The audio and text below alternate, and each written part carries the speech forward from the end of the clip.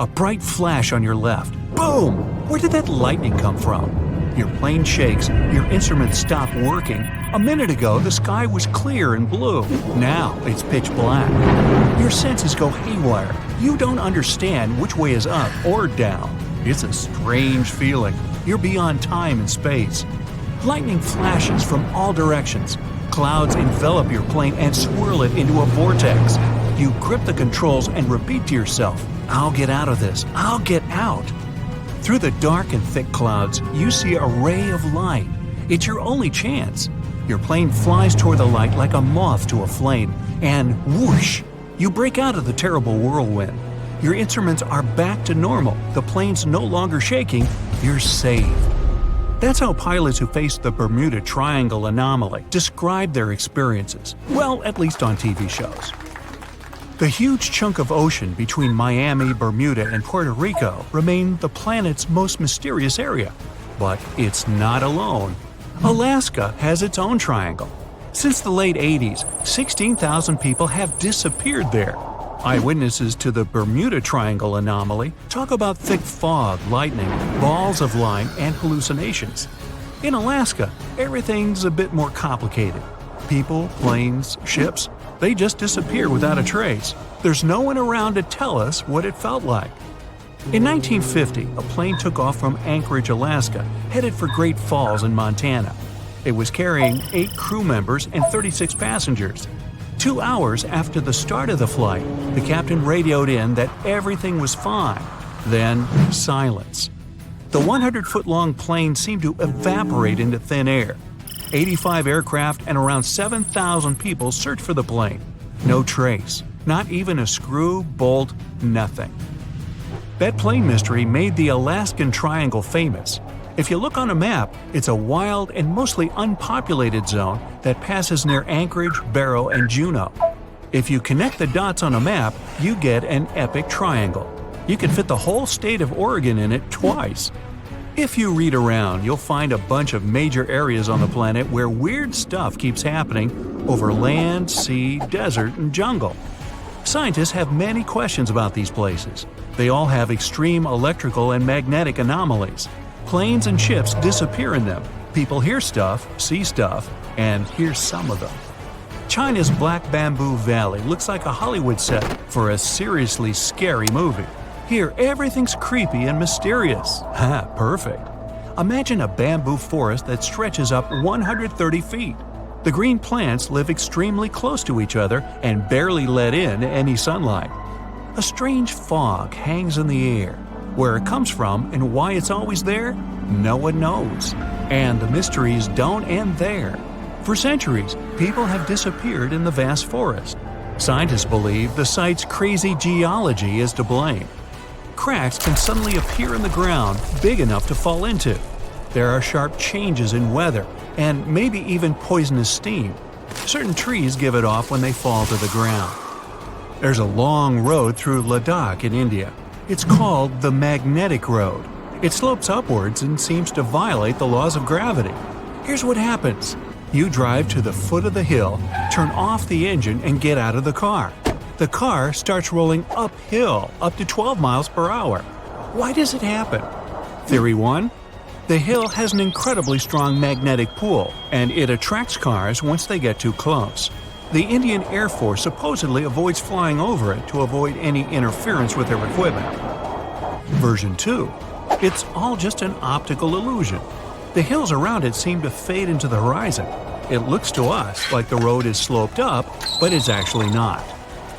Huge Lake Michigan looks more like a sea than a lake. And over the past 400 years, 6,000 ships have disappeared in it. Why does it happen? The lake has its own mysterious triangle, and there are actually more unsolved mysteries here than in the famous Bermuda Triangle. In 1950, Flight 2501 disappeared over the lake, en route from New York to Minneapolis. The fate of the 3 crew members and 55 passengers remains unknown. In 2007, an underwater archaeology professor was surveying the bottom of Lake Michigan. He found stones arranged in a circle 40 feet down from the surface. They kind of look like Stonehenge in England, but why were they at the bottom of a lake? Who put them there? Archaeologists found a carved pattern on one of the stones. Its outline resembles a drawing of an animal.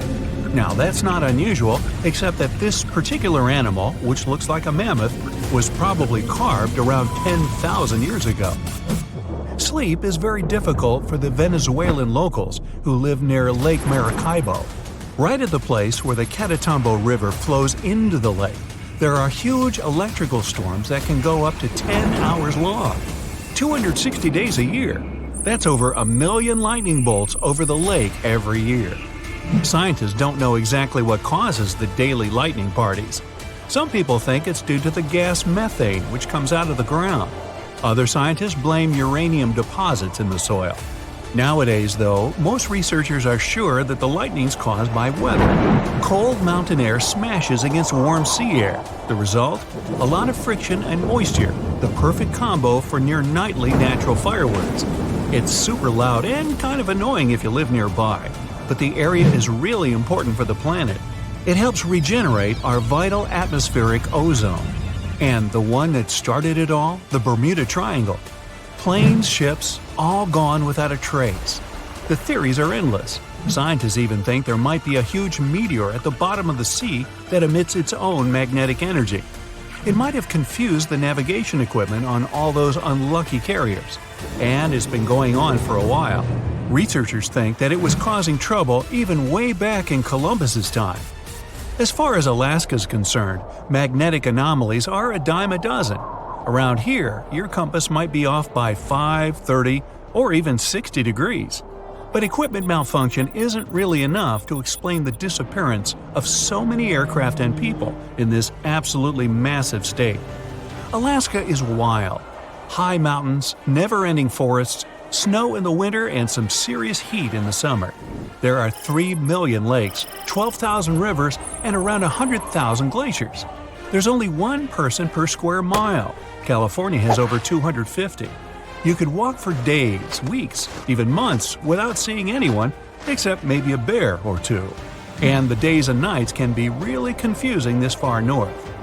Tourists from all over the world dream of coming to Alaska to see the planet as it was before. No concrete jungle, no endless roads, warehouses, and cornfields. But this isn't just a beautiful place. It's also an incredibly dangerous place. You can get lost in the forest, run out of food, get soaked to the bone, lose your compass or GPS. In the harsh conditions of Alaska, danger's always just around the corner. Most vacationers just aren't prepared for that. 80% of the state's communities aren't connected to the road system. Back in the Wild West, horses carried people, products, and information. In Alaska, it's all about planes. Alaska has 9,000 aircraft and 8,000 pilots, and counting. That's more than 1 out of every 100 Alaskans. Sudden weather changes, frequent and wild rain, snowstorms, and fog. Not a great recipe for a smooth flight. The wings on Alaskan plains can get covered with ice. The fog can hide the snowy mountaintops, and strong gusts of wind can knock a tiny plane way off course. That's what those pilots have to deal with every time they take off. So, that plane that disappeared? Investigators believe that the Douglas C-54 Skymaster disappeared due to bad weather, and any debris was covered with snow or fell into a lake. 5% of Alaska is covered in glaciers, and there are loads of cracks in them, some big enough to fit a person, a few people, or even a whole airplane.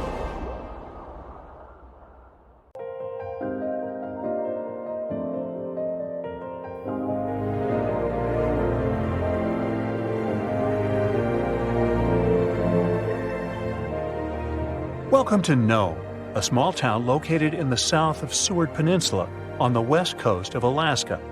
If you live here, I'll bet you say there's no place like Nome. Well, maybe not. It's cold and snowy here, and no roads connect this town with other settlements.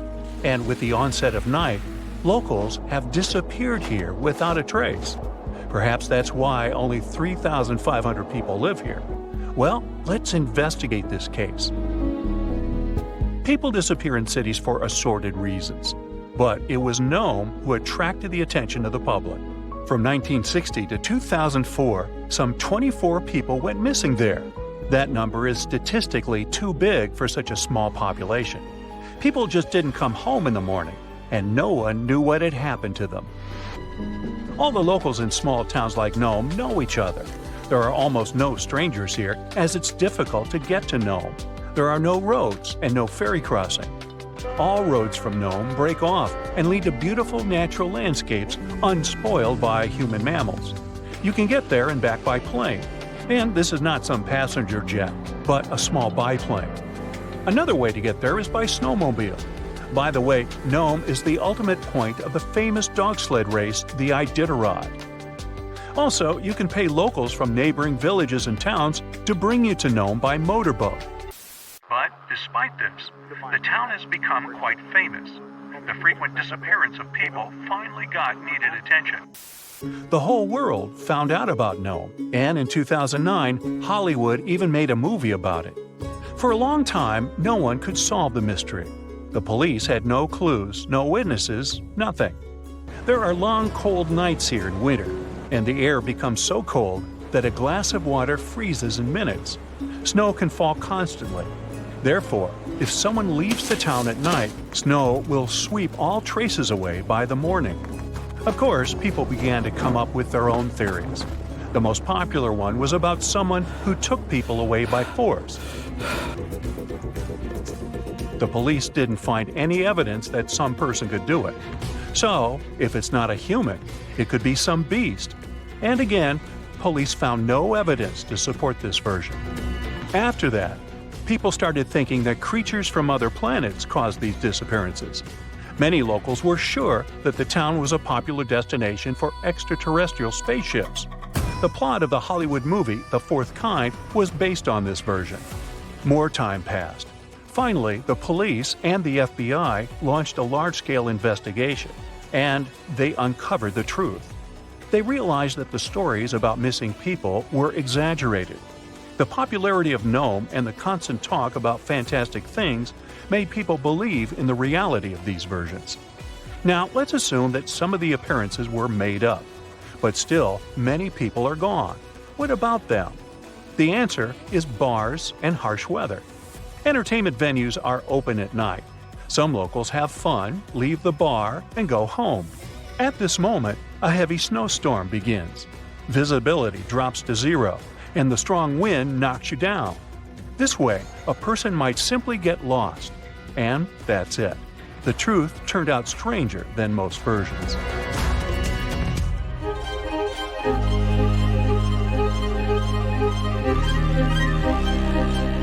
The Bermuda Triangle is a big area in the Atlantic Ocean, so the disappearance of ships and planes there seems not so surprising.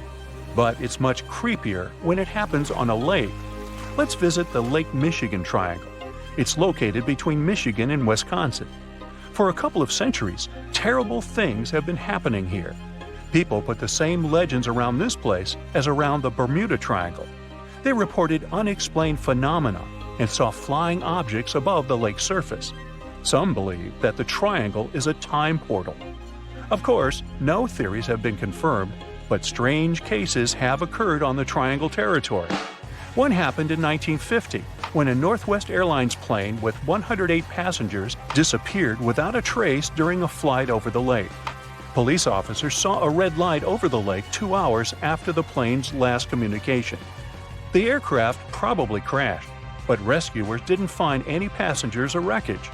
All that's left was just an oil stain on the water.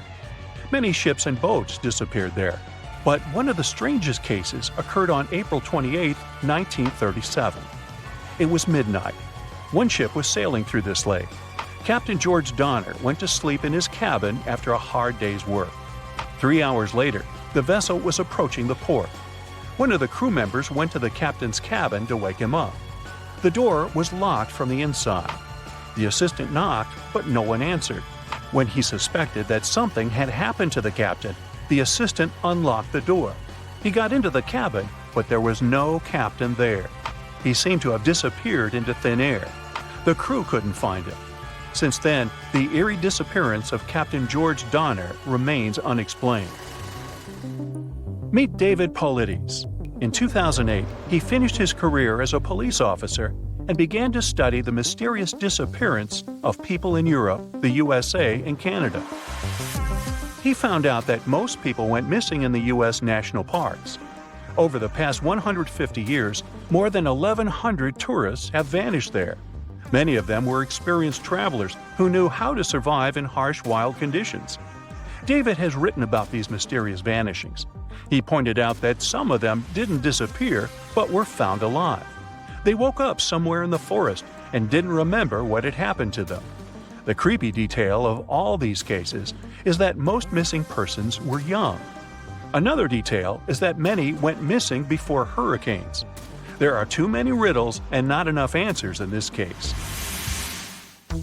Then there's the Sargasso Sea in the northern part of the Atlantic Ocean. This is the only sea that doesn't have shores on land. It's called the sea only because it's defined by ocean currents. Also, golden brown algae grow in this area's bottom, making it seem like an orange spot in the middle of the endless ocean. The Sargasso Sea became famous because, in the 19th century, one of the most famous phantom ships in history sailed here. In 1872, a brigantine sailed through the Sargasso Sea. Its captain spotted another ship a few miles away. He lit a signal fire, but received no response. Then the captain decided to sail closer to find out what had happened. On the hull of the mysterious ship was the name Mary Celeste. The captain of the brigantine and several crew members went on board. They walked around the deck and looked into the cabins and the hold. Everything was in place, but there were no people. The cargo and barrels remained untouched, so pirates didn't attack the vessel. The only damaged thing on the ship were the sails. They were torn to shreds. All documents except the logbook were missing from the navigator's cabin. The last logbook entry was added on November 24, 1872. The crew of the ship was never found, and this was one of many cases. In the 20th century, from the 60s to the 80s, there were many reports of empty boats and yachts floating on the sea. Also, some entire ships disappeared without a trace. All these cases still remain a mystery. According to one version, the four-sided current forms water funnels. Whirlpools can quickly pull a ship into the depths of the sea. This explains the disappearance of boats. But what about cases when the vessel is still on the water without a crew? Sometimes these whirlpools can create wind vortices. They're like little tornadoes. What if these whirlwinds are powerful enough to throw people overboard and tear the sails? Yeah, the theory seems too fantastic. So, what do you think happened? The ground suddenly starts shaking. Clouds of gas start forming in the sky, making it dark during broad daylight. Bits of the ground start swelling, lifting, and even collapsing. These are the telltale signs of a volcano that is bound to erupt. And this is what could easily happen again with Mount Spur. It's only about 75 miles from Anchorage, one of Alaska's busiest cities. More than half of the population of the northernmost state of the U.S. live there. There's also a huge amount of air cargo that passes through its international airport daily. So anytime a volcano this close to such a vital hub begins to get restless, people start paying attention. Just FYI, approximately 350 million people in the world live within the danger range of an active volcano. That means that around 1 out of 20 people live in an area at risk of volcanic activity. Alaskans probably wish that Spur's reawakening was fiction, but it's actually true. The Alaska Volcano Observatory picked up on several of these "I'm about to erupt" signs from Mount Spur. So much so that they raised the alert level to yellow, which means unrest above normal background levels. Spur erupted twice in the 90s, and it was pretty intense. If we were ranking volcanic eruptions on a scale from 1 to 10, these eruptions would rank a 6 or 7. Not that terrible, but still worth 10 to 17 million in damages. However, these numbers are nothing compared to Alaska's 1988 Redoubt eruption, another volcano that erupted and summed up a staggering $345 million in damages. mainly because its ashes hit aircraft engines, such as the KLM 747 that lost power after all its engines went off due to the ashes. If people weren't paying attention to Alaska's unstable geology before that, well, they surely started to after it. When you think of the hazards of volcanic activity, the first thing that might possibly pop in your mind is Pompeii, Italy. Of course, that's the worst-case scenario, a city being engulfed by lava. Spur may seem innocent compared to Vesuvio, but it still took its toll. The last time it erupted in the 90s, and it threw volcanic aerosols over 60,000 feet into the atmosphere. Let's get our science straight here. Think of volcanic aerosols like liquid particles that are released into the atmosphere during an eruption. These particles are usually created when gases from a volcano, such as sulfur dioxide, combine with water and other particles that exist in our atmosphere. These aerosols can actually cool the Earth's surface since they reflect sunlight directly back into space. And that's not the worst part. It can stay in the atmosphere for several years after an eruption, causing lots of health issues. The eruption unleashed blazing fast avalanches of hot gas and ash called pyroclastic flows, along with thick, muddy floods known as lahars. Oh, and there were also the massive volcanic boulders. These rock chunks were huge, some over 3 feet long, and they blasted out from the volcano like nature's cannonballs, landing more than 6 miles away. All that volcanic heat melted part of a nearby glacier, kicking off debris flows that dammed up the Chakachatna River and created a whole new lake along the valley. Some good came out of Spur's first eruption, though. The main lesson was, volcanic monitoring pays off. The local monitoring was able to reduce the economic damage done by the eruption, especially for a city that has an intense air traffic. Spur is deemed as dormant for the moment, but it could go off anytime soon. You see, volcanoes are classified as active, dormant, or extinct, depending on how much action they're putting on. If it's still active, it's still rumbling and erupting somewhat regularly. Dormant means it's had some recent activity, but it's still lying low for now. And extinct, that's when it's been quiet for such a long time that we figure it's done for good. One of the US's most dangerous active volcanoes is Mount St. Helens. This volcano is actually responsible for the most powerful eruption in US history. Its last blast was so intense, it threw off about 1,300 feet off its summit. Basically, the top of the mountain vanished, and if you thought Mount Spur's ash cloud was impressive, St. Helens wins the competition since it launched its ashes 80,000 feet into the sky.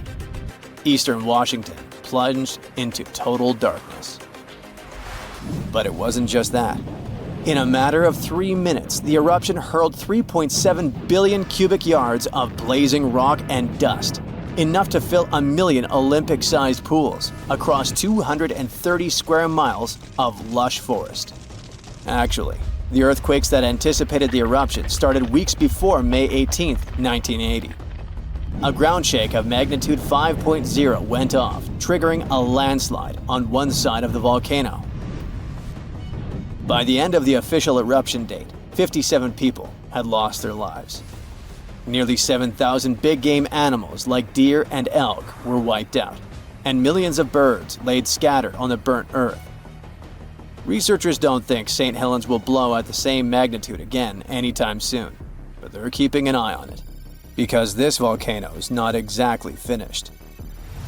By the way, the word volcano comes from the Roman name Vulcan, which was the Roman deity of fire, and they often happen at the meeting point of tectonic plates, which are the pieces of the Earth's surface that fit together like a jigsaw puzzle. The so-called Ring of Fire, located in the Pacific Ocean, is the world's danger zone when it comes to volcanoes. It contains between 750 and 915 active volcanoes. The largest volcano located in the Ring of Fire, also the largest active volcano in the world, is the Mauna Loa. It's over 13,000 feet high, and it's located in Hawaii. Researchers say that Mauna Loa has been erupting for at least 700,000 years. Its most recent eruption began on the 27th of November 2022, and it lasted until December 13th. It's been quiet since the 80s until it decided to wake up again. Thanks to constant monitoring by the Hawaiian Volcano Observatory, it didn't cause any casualties when it last erupted. Scientists have been investing big time on volcanic monitoring, not only to reduce economic hazards, but also to save lives. The most recent attempt has been to drill into volcanoes. Recently, a group of scientists went all the way to Iceland in one of the world's volcanic hotspots. There are around 33 active volcanoes in Iceland alone, but the one that is the most interesting to them the most is the Krafla volcano. The Krafla has erupted around 30 times in the last 1,000 years, and its most recent eruption was in the mid-1980s. The project named Krafla Magma Testbed, or KMT for short, is hoping to advance the understanding of how magma behaves underground. The main advantage of this drilling research is predicting the risk of eruptions, but it can also help to push geothermal energy forward. I mean, can you imagine having electricity that is run by the limitless source of volcano power? The KMT team will begin drilling holes deep into volcanic ground in 2027. They're aiming at reaching over a mile into the ground. After all, it's different to monitor lava activity when it's on the surface than when it is still below ground. This will allow researchers to listen to the pulse of the Earth, according to them. They're saying this research is as revolutionary as the first time man went to the moon. Oh, and speaking of that, I was shocked to discover that volcanoes exist all throughout the solar system. Yep, other planets and moons have volcanoes too. The largest volcano in our solar system is Olympus Mons on Mars. It's a shield volcano, much like the ones that make up the Hawaiian Islands. It's about 370 miles wide. If we transported it all the way back to Earth, it would almost occupy all of Poland. Yikes. Now, if you're in an airplane soaring through the air, you may think it's the heaviest object in the sky. But those large cumulus clouds you see shaped like your dog can weigh more than 1 million pounds. Clouds are just tiny drops of water gathered up together. Don't worry, they won't come crashing down in pieces. It may seem like there are infinite stars in the Milky Way galaxy, but NASA experts are convinced that there are potentially 100 to 400 billion stars out there. There are around 3 trillion trees in the world and about 400,000 plant species. Out of all those plants, between 80,000 and 300,000 are edible, but only about 200 of those plants land in different cuisines. If you're standing in Alaska, you can expect Hawaii to inch its way to you ever so slowly. You might not feel it, but tectonic plates are always moving at the same rate as your fingernails are growing. Hawaii moves 3 inches every year because the Pacific Plate is always pushing northward. Bees buzz around with 4 wings instead of 2. The 2 wings you usually see become a single wing when they fly, but when they land and chill around, they unhook back to 4 wings. They even have an invisible chain network where they fly through to go from flower to flower. Bees can fly higher than Mount Everest, which is almost 30,000 feet high. Hurricanes can't rush across the equator because of something called the Coriolis effect, which is also responsible for many megastorms. Low pressures in the northern hemisphere rotate counterclockwise. In the southern hemisphere, it goes clockwise. So, if a hurricane swings by the equator, it won't be able to rotate. The acid inside your stomach is so strong it can melt stainless steel. The acid inside is rocking a pH of 2 to 3 and doesn't melt your insides thanks to a stomach lining which secretes a chemical to balance it out. Your body replaces this lining every 4 days or so. Owls have something like eye tubes instead of eyeballs. Humans can turn their heads at a 180-degree angle and can rotate their eyes in multiple directions. Owls don't move their eyes freely like us, but they make up for it by turning their heads 270 degrees. They can see really well at night. Okay, chameleon, we get it. You can move your eyes independently in all directions. Please stop staring at me. If you happen to be in outer space on a planet in our solar system, then chances are you're swimming in diamonds. The atmospheres of planets like Jupiter and Saturn have high pressures that can crystallize carbon atoms and create diamonds. Scientists even claim that all that icy bling rains as much as 2 million pounds yearly in Saturn. The sun will keep getting brighter and hotter and eventually evaporate oceans, making life on Earth like an oven, similar to Venus. Our Milky Way is on its course to a collision with the Andromeda Galaxy.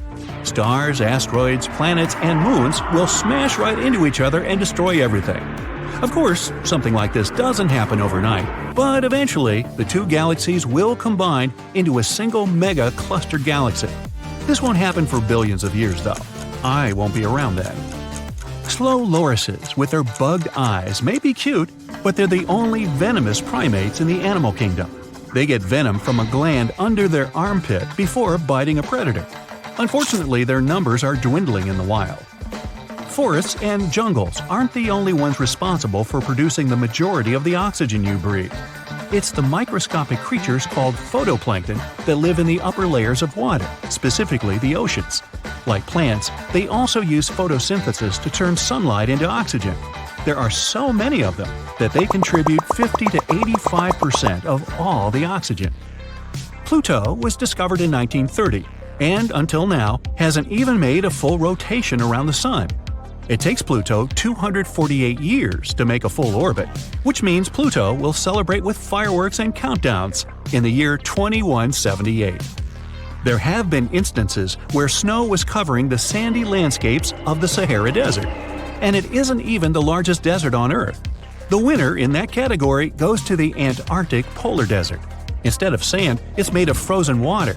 Even the Sahara receives more rainfall than the Antarctic desert.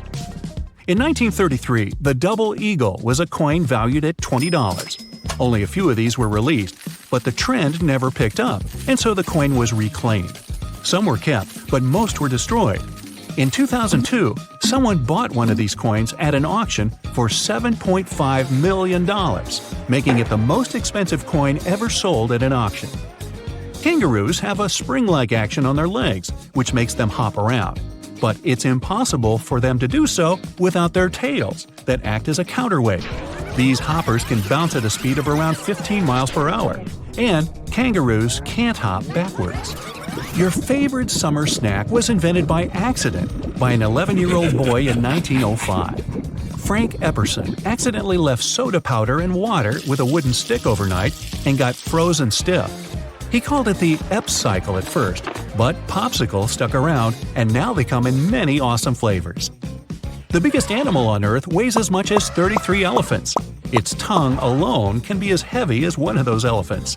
A blue whale's heart can weigh as much as a small car and needs to beat every 10 seconds. 3 big blue whales stacked head to fin are about the length of the Statue of Liberty. A human can even swim through their large veins with ease. The nano-chameleon is the tiniest reptile to be discovered. In January 2021, scientists went on an expedition in northern Madagascar rainforests and found this little critter. It feeds on mites and other microscopic creatures and is a little more than half an inch long. Europa is one of Jupiter's many moons and is the closest thing scientists call our next potential home within our solar system. The surface is covered in ice, but it's believed there's an ocean underneath that could be teeming with microscopic living beings. If you're afraid of the dark, then the moon is probably no place for you. Shadows are darker on the moon than on Earth. On our blue planet, the atmosphere is able to scatter more sunlight, unlike on the moon. The people of ancient Greece and Rome used sticky spider webs as natural bandages for patients. The webbings have built-in natural chemicals that help with healing. Spider webs are so strong that 2 inches of wrapped spiderweb material can stop a plane when at landing speed. A study shows that tree shrews have a mutation in their system that makes them less sensitive to spices. They're the only known mammal, other than humans, to enjoy the flavors of mouth-burning chili foods. They did an experiment with a bunch of other mammals and found out that while the mammals avoided the spicy food, the tree shrews gobbled it down without thinking. Dolphins are one of the smartest creatures in the world, partly because they can sleep while being awake. When sleeping in the wild, their brains have to be partially on guard for any predators lurking in the water. When the heat rises in a fire, the air around it rushes to replace it, causing a spinning column to form. and that's how fire tornadoes or fire whirls are born. Octopuses may be rare to spot since they camouflage themselves so well, but they can lay more than 55,000 eggs. The mother will spend the next 6 months taking care of them, and once they hatch, they can be the size of a single rice grain. Next time you're cuddling with your cat, check out their back paws and count how many toes they have. There are 5 toes on each of their forepaws, but only 4 on their hindpaws. Scientists believe it helps them run faster or escape after plotting against you. Chow chows and some other dog breeds have bluish-purple tongues. Giraffes also have tongues of a similar color, except theirs are around 20 inches long. They use them for grabbing leaves from high branches. Next time you visit the Eiffel Tower, take a picture in the summer and the winter. If you have super bionic eyesight, then you'll notice that in the summer, the higher temperatures can make the tower grow by 6 inches. Hey, any view of the Eiffel is an eyeful. There's nothing around, just the eternal, endless whiteness of Greenland's snow and cold winds blowing into your face. Nothing hints at the impending catastrophe. You take another step and freeze in horror. An abyss is spreading at your feet, bottomless and dark. If you had made a bigger step, it would have swallowed you. That infamous Greenland's hole. It happened in the middle of the 2010s. A group of geologists were scanning the surface of Greenland's Hiawatha Glacier using radar when they spotted something very, very strange. It was a giant pit, more than 980 feet deep and almost 20 miles wide. That's big enough to fit inside Washington, D.C. or Paris. After staring at their radars for quite a while and scratching their heads, researchers decided to find out what could have made such a huge hole. Could it have been good old erosion? A raging volcano? An asteroid impact? A giant sandworm? Ugh, I might have gone a bit overboard with this worm idea, but you never know with these ancient glaciers. Anyway, in our case, one mystery seemed to lead to another, which had been puzzling scientists for decades. And to solve both of them, scientists needed something super common, but at the same time very important: quartz, one of the most abundant materials in Earth's crust. But before we dig deeper into this topic, let's make a small detour and talk about a pretty bizarre phenomenon called the Younger Dryas event. To see what it was like, we need to go deep into the past, as far back as 12,900 to 11,600 years ago. During that period, the planet became much colder, especially in Europe and North America. Now, let's talk a bit more about that weird climate change in the Northern Hemisphere. There are a few theories. One that involves a change in currents in the Atlantic Ocean. Another speaks about something large kicking tons of dust into the air and effectively blocking sunlight. The two most popular and likely hypotheses mention a volcanic eruption and an asteroid impact. Indeed, there was a volcanic eruption on the territory of modern-day Germany at around the right time. But there's also a probability that a space object struck the planet during this period too. And now let's get back to the hole scientists found in Greenland. When NASA's Ice Bridge program and Germany's Alfred Wegener Institute discovered it, it seemed they had finally found the reason for the Younger Dryas event. But was it really an asteroid that created that impressive pit and caused temperatures to drop all over the Northern Hemisphere? To test this theory, the researchers needed quartz. The thing is, in its pure form, quartz has a very simple structure. It's made from interlocking silicon-oxygen tetrahedra. Efficient and so pretty. Just look at these 6-sided prismatic crystals. Since its structure is so simple and the components are so common, you can find quartz almost in any rock on the planet. At one point, magic happens. Larger rocks erode away, pushing out tiny bits of quartz sand. The scientists exploring the mysterious pit gathered the quartz sand that had been washed out from underneath the glacier. It was like looking at the rocks at the very bottom of the hole without having to actually get all the way down there. Very handy. So while examining the material, they discovered quartz grains with the telltale signs of terrible catastrophe. They had PDFs all over them. No. I'm not talking about the document format. PDFs stand for planar deformation features, and they look like lines etched into the crystal surface.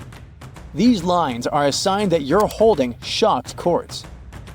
It forms under immense pressure, when the internal crystals are pushed out of alignment. But the most exciting thing here is that shocked quartz only appears under the influence of powerful forces, like massive impacts or terrifying explosions. In other words, finding this poor shocked quartz under the Hiawatha Glacier could be much needed proof that the hole was an enormous impact crater that formed when something equally enormous crash-landed there. Based on the size of the crater, this space object probably was a bit more than a mile across, which is twice the height of the Burj Khalifa Tower in Dubai. A meteorite that big would have looked 3 times as bright as the sun when traveling across the sky, and it would have hit Earth with an immense force. The impact would have been so great it'd have vaporized rock and thrown debris for hundreds of miles away. The sky would have filled with dust. It would have dimmed the sun and led to a temperature drop all over the planet. And guess what? The last part about decreasing temperatures got the researchers super excited, because it opened up a possibility that the impact could have been connected to the Younger Dryas event. To prove this idea, scientists decided to use quartz again. They examined it more closely, trying to date the impact. Well, they were in for an even greater shock. The Hiawatha crater turned out to be not 12,000, but 58 million years old. On the other hand, the researchers were disappointed that they hadn't been able to confirm their theory. The crater couldn't explain the Younger Dryas cold snap, but on the other hand, it was still an amazing discovery. Now, get ready for one final twist to this story, and it revolves around quartz again. Other scientists have recently discovered more deposits of shocked quartz all over what is now the eastern USA. It was hiding in sediment layers dating to just before the Younger Dryas. Interestingly, there aren't any craters around those sites whatsoever. But quartz can't lie. It provides evidence of a powerful explosion. It makes scientists think that their impact hypothesis might still be true, but instead of a collision, it could be an airburst. A massive comet could have broken up while entering Earth's atmosphere around 12,000 years ago, and the fragments could have exploded before reaching the ground. It would have caused catastrophic mass burning throughout the North American continent and messed with the climate so much that the Younger Dryas would have been triggered. Well, I guess we need to wait a bit longer for scientists to find some further proof of this hypothesis. But it doesn't mean we don't have any more curious phenomena to explore in Greenland. Take these fascinating holes. They sure are kinda smaller than the monster we were talking about. They're called moulins, and they carry surface meltwater all the way down to the base of the Greenland ice sheet. And they have prepared some surprises for us too. Apparently, they're way larger than we previously thought. That's what a recent study based on observation and first-hand exploration claims. Even more interesting, this high volume might influence the stability of the ginormous ice sheet in question, as well as the speed at which it's sliding towards the sea. Researchers think that increased water depth and pressure inside moulins might lubricate the base of the ice sheet, making it move faster. You know, the way an ice cube slides more easily on a thin film of melted water. Until recently, we knew too little about the real size of moulins and how much water they can hold. But now, we know that moulins can be giant. The team made 2 trips to the Greenland ice sheet in 2018 and 2019. And during each of them, they used ropes and climbing equipment to drop around 330 feet into 2 separate moulins, almost touching the water's surface. Those who did it described the experience as intimidating. Picture this. Your back is over the edge. All you see is bluish ice going down and blurring into blackness. And the only thing you hear is occasional sounds of crashing ice. It must be extremely unnerving.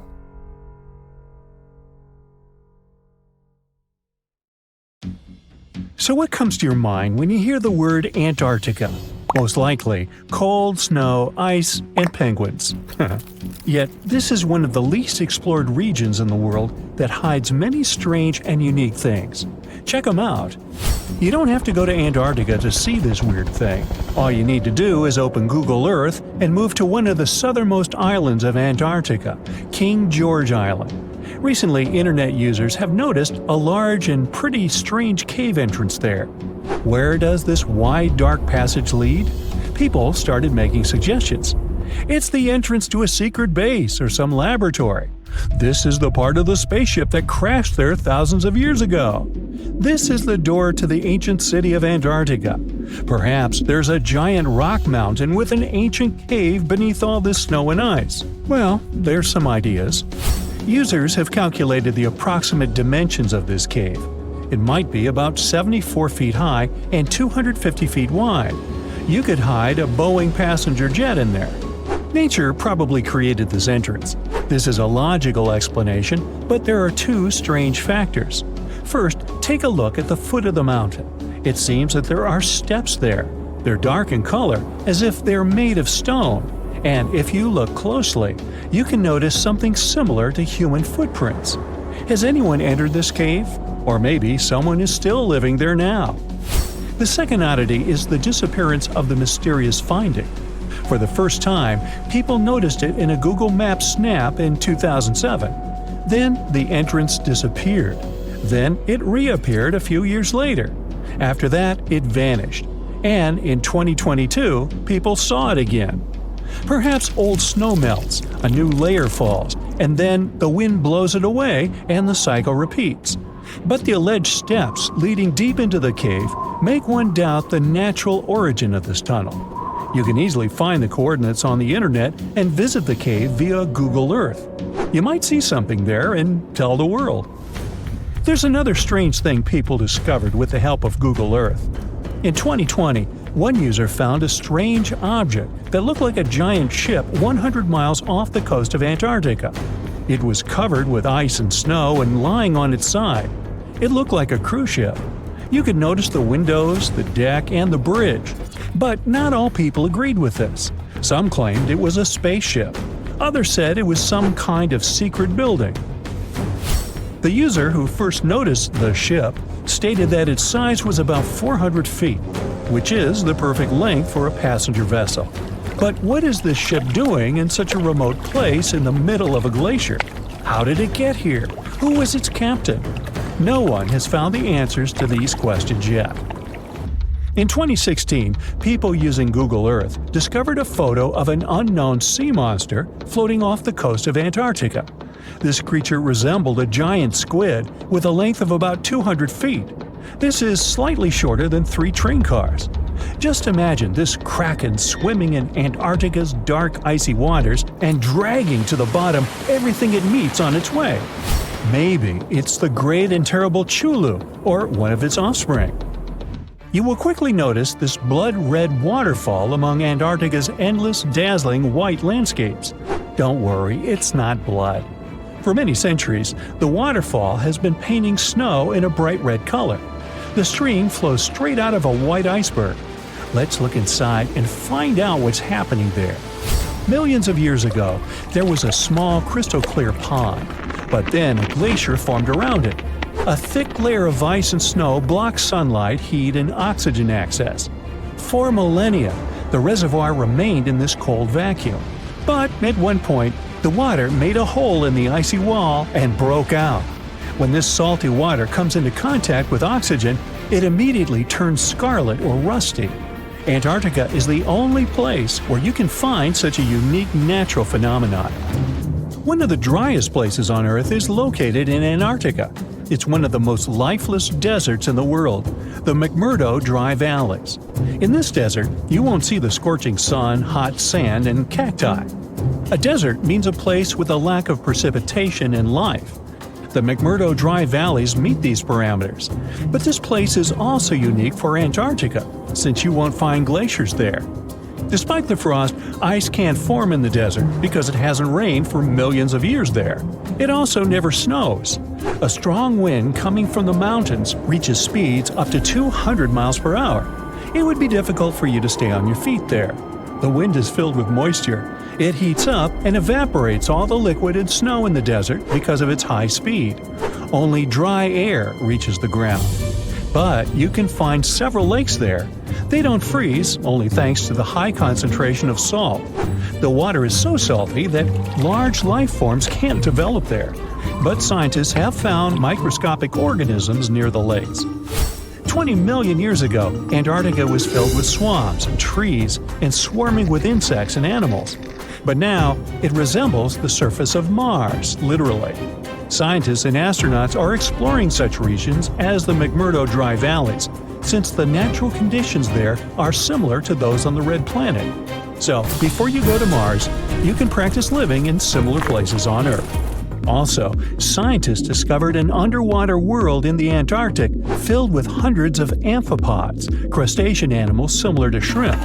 Wait a minute, it happened in the Antarctic?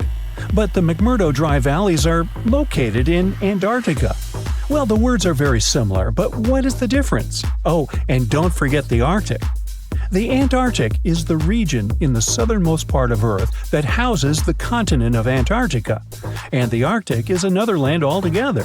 They have the same natural conditions, frost, ice, and snow, but they're located in different parts of the planet. The Arctic is at the North Pole, Antarctica is at the South Pole. Now, back to the discovery. Scientists put forward theories that the ice of the Antarctic hides a vast network of freshwater rivers and lakes. And in 2022, they found a new ecosystem. Researchers explored the Antarctic Ross Ice Shelf and its underwater rivers. This is a massive piece of ice floating in the ocean. A team from New Zealand used a special drilling rig equipped with a hot water supply to drill a hole 1,640 feet deep. That's more than the height of the Empire State Building. Then, they lowered some video cameras and saw thousands of crustaceans swimming in different directions. So it seems they're very unorganized. In the waters of the Antarctic, you can also meet some of the scariest creatures on the planet.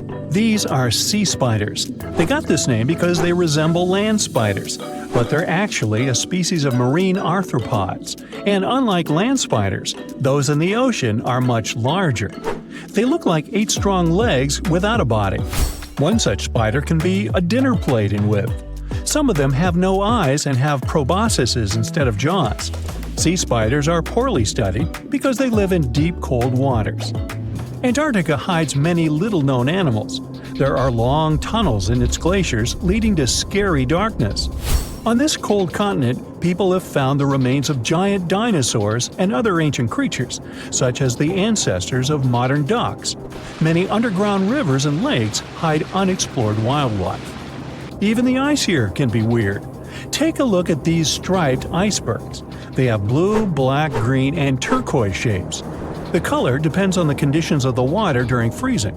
For example, green lines appear because of algae, blue ones form when the water freezes too quickly. Okay, I'm freezing. Time to go thaw somewhere warmer. Hawaii. Yeah.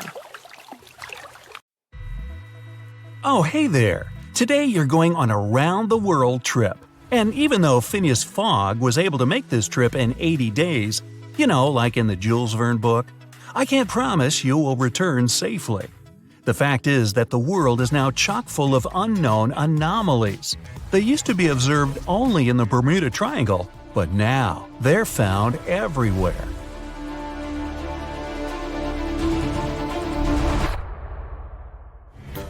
We start the journey from New York, and our first destination is Los Angeles. The best way to get there is by plane. But while even an ordinary plane is designed to withstand severe storms, yours is special. Your very own Iron Eagle has a reinforced hull, an enlarged fuel tank, and a rescue capsule that will ensure your survival in an emergency. Okay, you take off into clear sky. White clouds, bright sun, and no turbulence at all. But suddenly, this piece is shattered by strong winds, black clouds, and bolts of lightning. One cloud looks especially sinister. It seems to be alive and growing in size. You have no choice but to fly through it. You take a deep breath. As soon as you fly in there, everything plunges into absolute darkness. You can only see white flashes. They brightly illuminate black clouds for a couple of moments, but are nothing like lightning. The turbulence is increasing, and you can hardly hold the controls on your hands. Suddenly, the cloud begins to change its shape. It gradually forms some kind of tunnel, and you fly dead center of this ring. But now, the tunnel walls begin to close down on you. The only way out is to fly to the light at the end of the tunnel. So you increase thrust and focus. All the electronics of the plane are squeaking and warning of the danger. The engine is at its limit. You're sweating from tension. The walls of the tunnel almost touch the wings of the plane, and you did it! You left this dark cloud just at the very last moment. You can exhale with relief.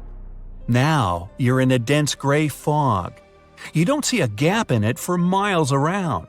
Your radar is malfunctioning and can't show you where you are. It's time to contact ground control and determine your location. And when you hear the ground control's reply, your eyes become like bowling balls in surprise. Turns out you're already in Los Angeles airspace. What? But this is just impossible. Usually this trip takes about 5 hours. But now you've traveled about 2,500 miles twice as fast. To understand this, we need to open an encyclopedia of Bermuda anomalies. It's quite popular among travelers today. You flick through to the chapter of time travel, and here it is. In December 1970, experienced pilot Bruce Gurnon fell into a similar anomaly in the Bermuda Triangle. He managed to survive and shared his experience. Scientists were able to explain most of the strange events he saw, but the journey through time is still a mystery. And now there's a lot of these sky tunnels around the world. Well, this anomaly seems even useful. You've saved quite some time and fuel. It's time to land the plane, change transport, and head to your next destination, Japan. This time you'll be traveling by ship. A voyage through the Pacific Ocean should be calm and peaceful, and you'll be able to rest after a difficult flight. In a couple of weeks, the captain of the ship comes down from the bridge and reports a terrible fact. You're lost at sea. The passengers are shocked. Some people start shouting at the captain, accusing him of incompetence. In response, he shows a compass that was supposed to help him in navigation. The device has gone crazy. Its hand is spinning like the second hand of a watch. Suddenly, a thought occurs to you. You must have entered another anomalous area, the Devil's Sea. This is as mystical a place as the Bermuda Triangle, and it's marked with a red dot in your anomaly encyclopedia. Between 1950 and 1954, many ships and hundreds of crew members were lost there without a trace. In 1955, Japan sent its research ship Kaio Maru No. 5 here to find the cause of the disappearances. Unfortunately, that ship also went missing without a trace. But now you know there's a geomagnetic anomaly in this place, which drives all compasses crazy. This is because of high metal content in the ground underwater. The magnetic compass arrow is very sensitive to such things. So you take the situation into your own hands and suggest you use other navigation methods. Neither radio nor satellite navigation works either. So you raise your eyes to the sky and just watch the sun. The sunset is to the west, and it's exactly the direction you need. Pretty soon, you finally step on solid ground. Welcome to Japan! A couple of souvenirs and on to the airport. This time you're heading to the east coast of India. The flight is going fine, no turbulence or malfunction of the plane's tools. You observe the night sky through the window and suddenly see a strange light. It's small and moving up and down. Other passengers don't even pay attention to it. For them, it's a common thing. When you open your encyclopedia, you quickly learn that the first person who described this anomaly was Christopher Columbus. He said it was like a candle moving upwards. He also wrote that a flame suddenly burst out in the sea. It all happened just as he was sailing through the Bermuda Triangle area on his first journey to the New World. But now, these lights are a common sight around the planet. In India, you buy a ticket for a cruise liner that goes to Florida. This route is popular among tourists as it goes through many interesting anomalies, It's more of sightseeing now. The first of them is a ghost ship.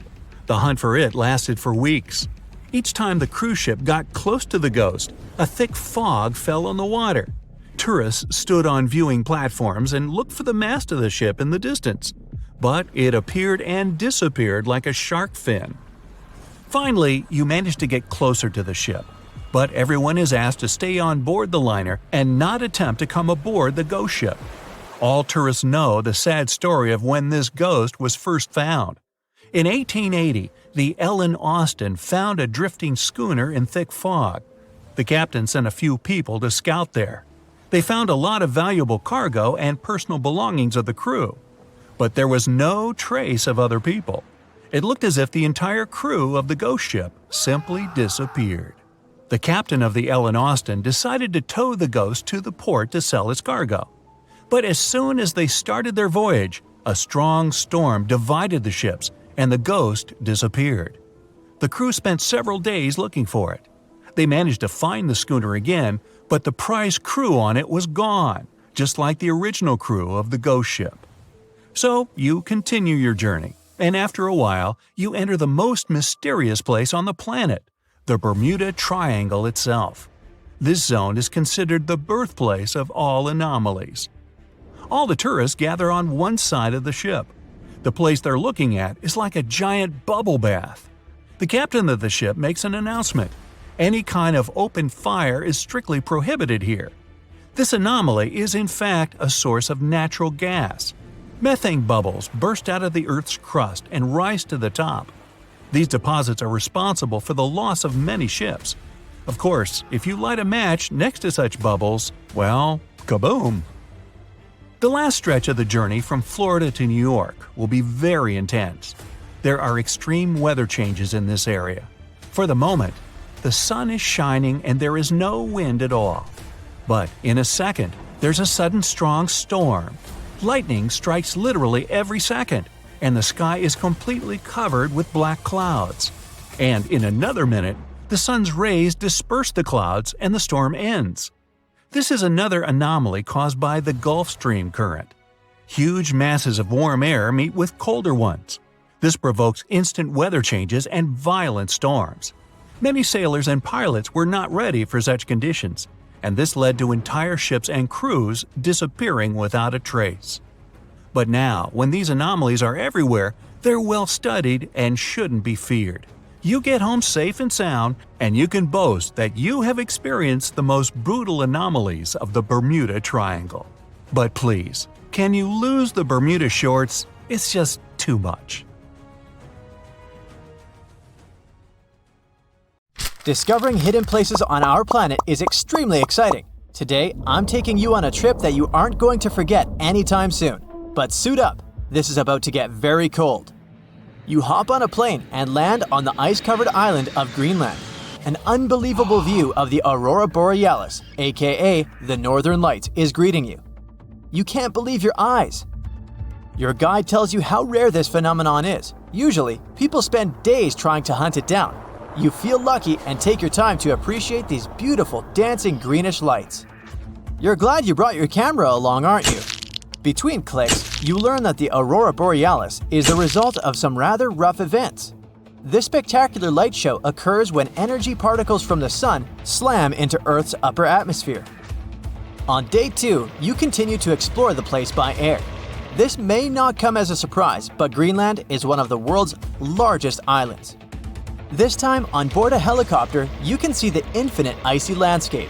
In case you're curious, you're now flying over 656,000 square miles of thick ice.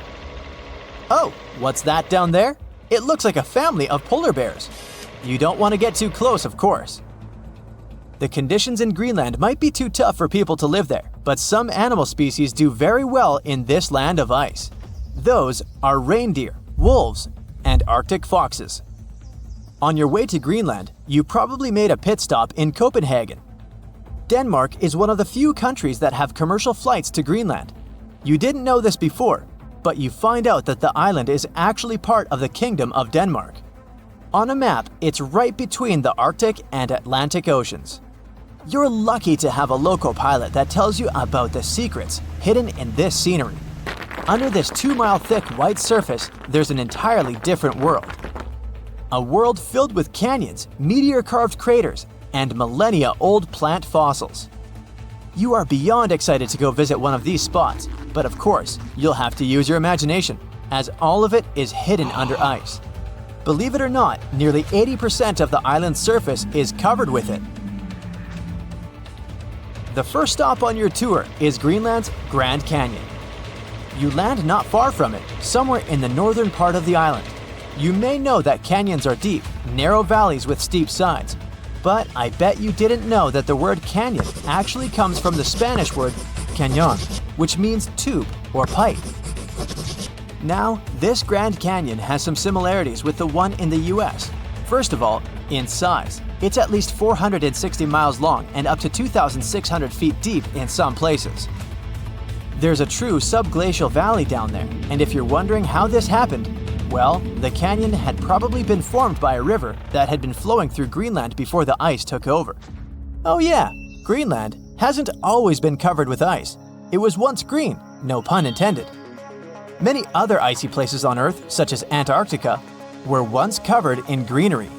Scientists have figured out that in the past, Greenland was mostly ice-free. With the help of airborne radar, they made amazing discoveries. By the way, ice is invisible to radar technology.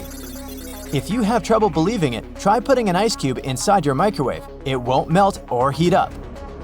A recent discovery of fossilized plants allowed researchers to estimate that Greenland used to be much warmer than they could imagine. 2021 research conducted by the University of Vermont found fossils of twigs and leaves, which left researchers very confused. They expected to discover sand and rocks in the deepest layer of ice, but instead, they found some clear proof of rich flora. Judging by what you've seen of the landscape, it's hard to believe that forests were once growing here. Today, you'll find some tundra vegetation on the coastal part of the island, and that's pretty much it. But according to the genetic material found in these fossilized plants, researchers believe the island used to be much greener. It's very likely that there were insect-filled forests with butterflies and beetles flying around, and the average temperature on the island varied from 50 degrees Fahrenheit in the summer to 1 degrees Fahrenheit in the winter. NASA's Operation Icebridge has flown over Greenland more than 100 times. This has allowed researchers to create 3D maps of the island and figure out the age of each layer of ice in Greenland's ice sheet. Ice sheets can help answer many scientific questions as they form over the span of thousands of years. They're layers of snow on top of more snow. The snow gets compacted into ice, which in turn creates what we call an ice sheet. Remember those fossils we were talking about? They're believed to be from the Eemian period, which was 130,000 to 115,000 years ago. According to the groundbreaking 3D footage from NASA, we can see 3 distinct climate periods within the ice sheet. The uppermost layer is quite flat and uniform. If you decided to dig deeper, you'd find the layer formed during the last ice age. It's more complex and rugged. The ice there is darker than what you see on the surface. If you let your mind wander, you can picture what this part of the world looked like when mammoths were roaming around. If you kept digging, you'd eventually find leftover ice from the Eemian period I've told you about. Now, canyons aren't the only unusual thing found under ice. If you could sneak a peek under all those layers of snow, you'd see an impressive mountain range and also plunging fjords. In 2017, scientists created a map that showed what Greenland had looked like without all that ice. There was a bowl-like depression in the middle of the enormous island. This depression was most likely an ancient lake. Around it, there was a circle of coastal mountain ranges. This scenery probably resembled the landscapes of modern Patagonia. Big mountains with snowy tops surrounding crystalline lakes. This ancient lake in Greenland is a wonder on its own. Imagine a pit the size of Rhode Island and Delaware put together. The lake is believed to have covered over 2,700 square miles, and back in the day, it was fed by at least 18 different streams. These crystalline blue waters were surely very inviting, and freezing of course. But if you ended up going for a swim, I'd say be careful, as the water could get up to 800 feet deep in some places. On day 3 of your adventure, you discover a true under-ice water park. While you're wandering around the ice-covered island, your guide tells you to be mindful of the cracks in the surface. These cracks are responsible for the modern-day aqua lounge going on down there. Meltwater and rainwater flow down the cracks in the ice all the way down to the riverbeds. This forms a landscape of jewel-like lakes and streams filled with crystalline water. Researchers estimate that about 60 small under-ice lakes exist there. And yes, they're actual lakes. Perhaps one of the most impressive hidden features on this island is a meteor crater. Under the Hiawatha Glacier, you can find a 19-mile-wide impact crater, big enough to swallow the city of Washington. Apparently, a mile-wide iron asteroid struck Earth's atmosphere within the past 100,000 years and chose Greenland as its landing point. If anyone had been around to see it, they'd have witnessed a real show, a white glowing fireball cutting through the sky. Scientists speculate that if it had landed on an ice sheet, it certainly vaporized both water and stone. Someone standing hundreds of miles from the impact site would have heard a deafening thunderclap and experienced hurricane-force winds. But it actually makes sense. The approximate speed of meteors entering Earth's atmosphere is 45,000 miles per hour. For comparison, that is 2.5 times the speed of a spaceship. It's bound to make some noise and leave a huge crater in the ground. Put on your woolen hats, find the warmest mittens, and go buy the thickest blankets. The next ice age might be just around the corner. And the trigger is much more shocking than anyone might have expected. What's even worse? We have no control over our bitterly cold future. Earth's climate has been on a wild ride for millions of years. It's been warming up, freezing over into ice ages, then heating up again to the more normal temperatures we know today. These cycles, called quaternary ice ages, are part of a much longer pattern of global freezing and thawing. For a long time, scientists thought Earth's orbit around the Sun had something to do with triggering ice ages, but figuring out exactly how was tricky. Well, new research has finally connected the dots. It shows how tiny changes in Earth's tilt, wobble, and orbit mess with the growth and melting of huge ice sheets. This is a pretty big deal because it helps scientists understand not just what happened in the past, but also what might happen to our climate in the future. Even small shifts in how Earth moves through space can have huge effects over thousands of years. These changes control how much sunlight different parts of the planet get, which affects how ice sheets grow and shrink. Earth doesn't orbit the Sun in a perfect circle. It actually follows a slightly oval-shaped path. This phenomenon is called orbital eccentricity. Since the Sun isn't sitting right in the center of this oval, Earth's distance from it changes throughout the year. Plus, the oval itself slowly shifts position in space over time, which is called orbital precession. On top of that, Earth's tilt, aka obliquity, also changes slightly as our planet moves around the Sun. Scientists have known for a while that these orbital quirks impact our planet's climate, causing cycles of warming and cooling. As different parts of Earth's orbit shift, they change how sunlight is distributed across the planet, influencing seasons and ice ages.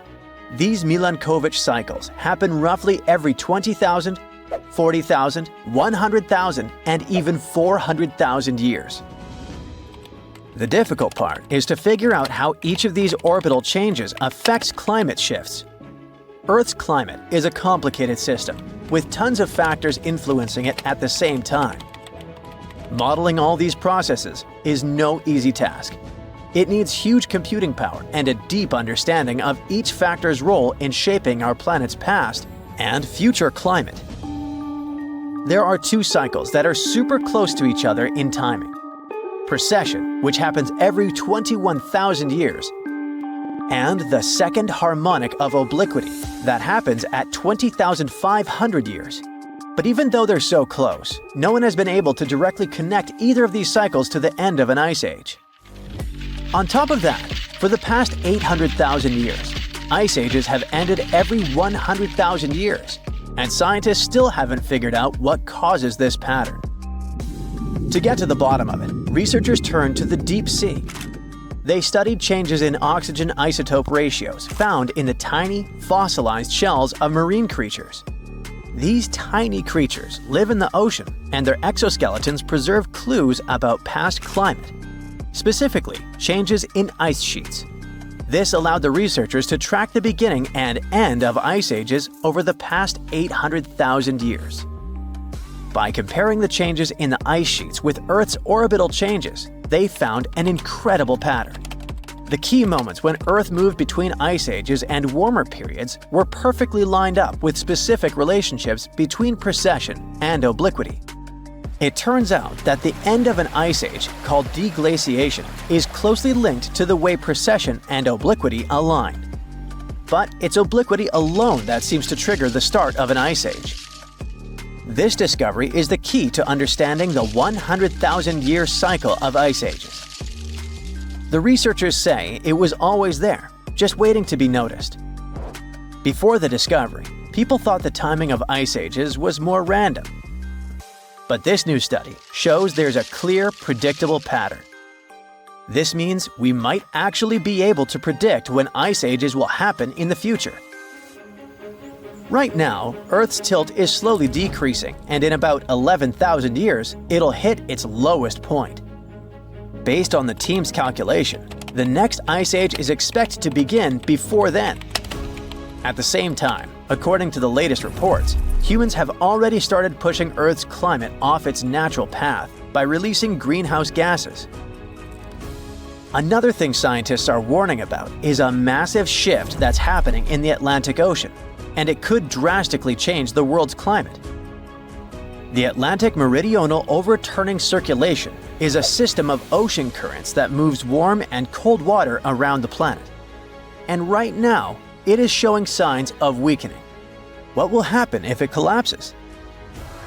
Freezing temperatures in Europe, extreme weather across the world, shifting monsoons, and even an Amazon rainforest drying up.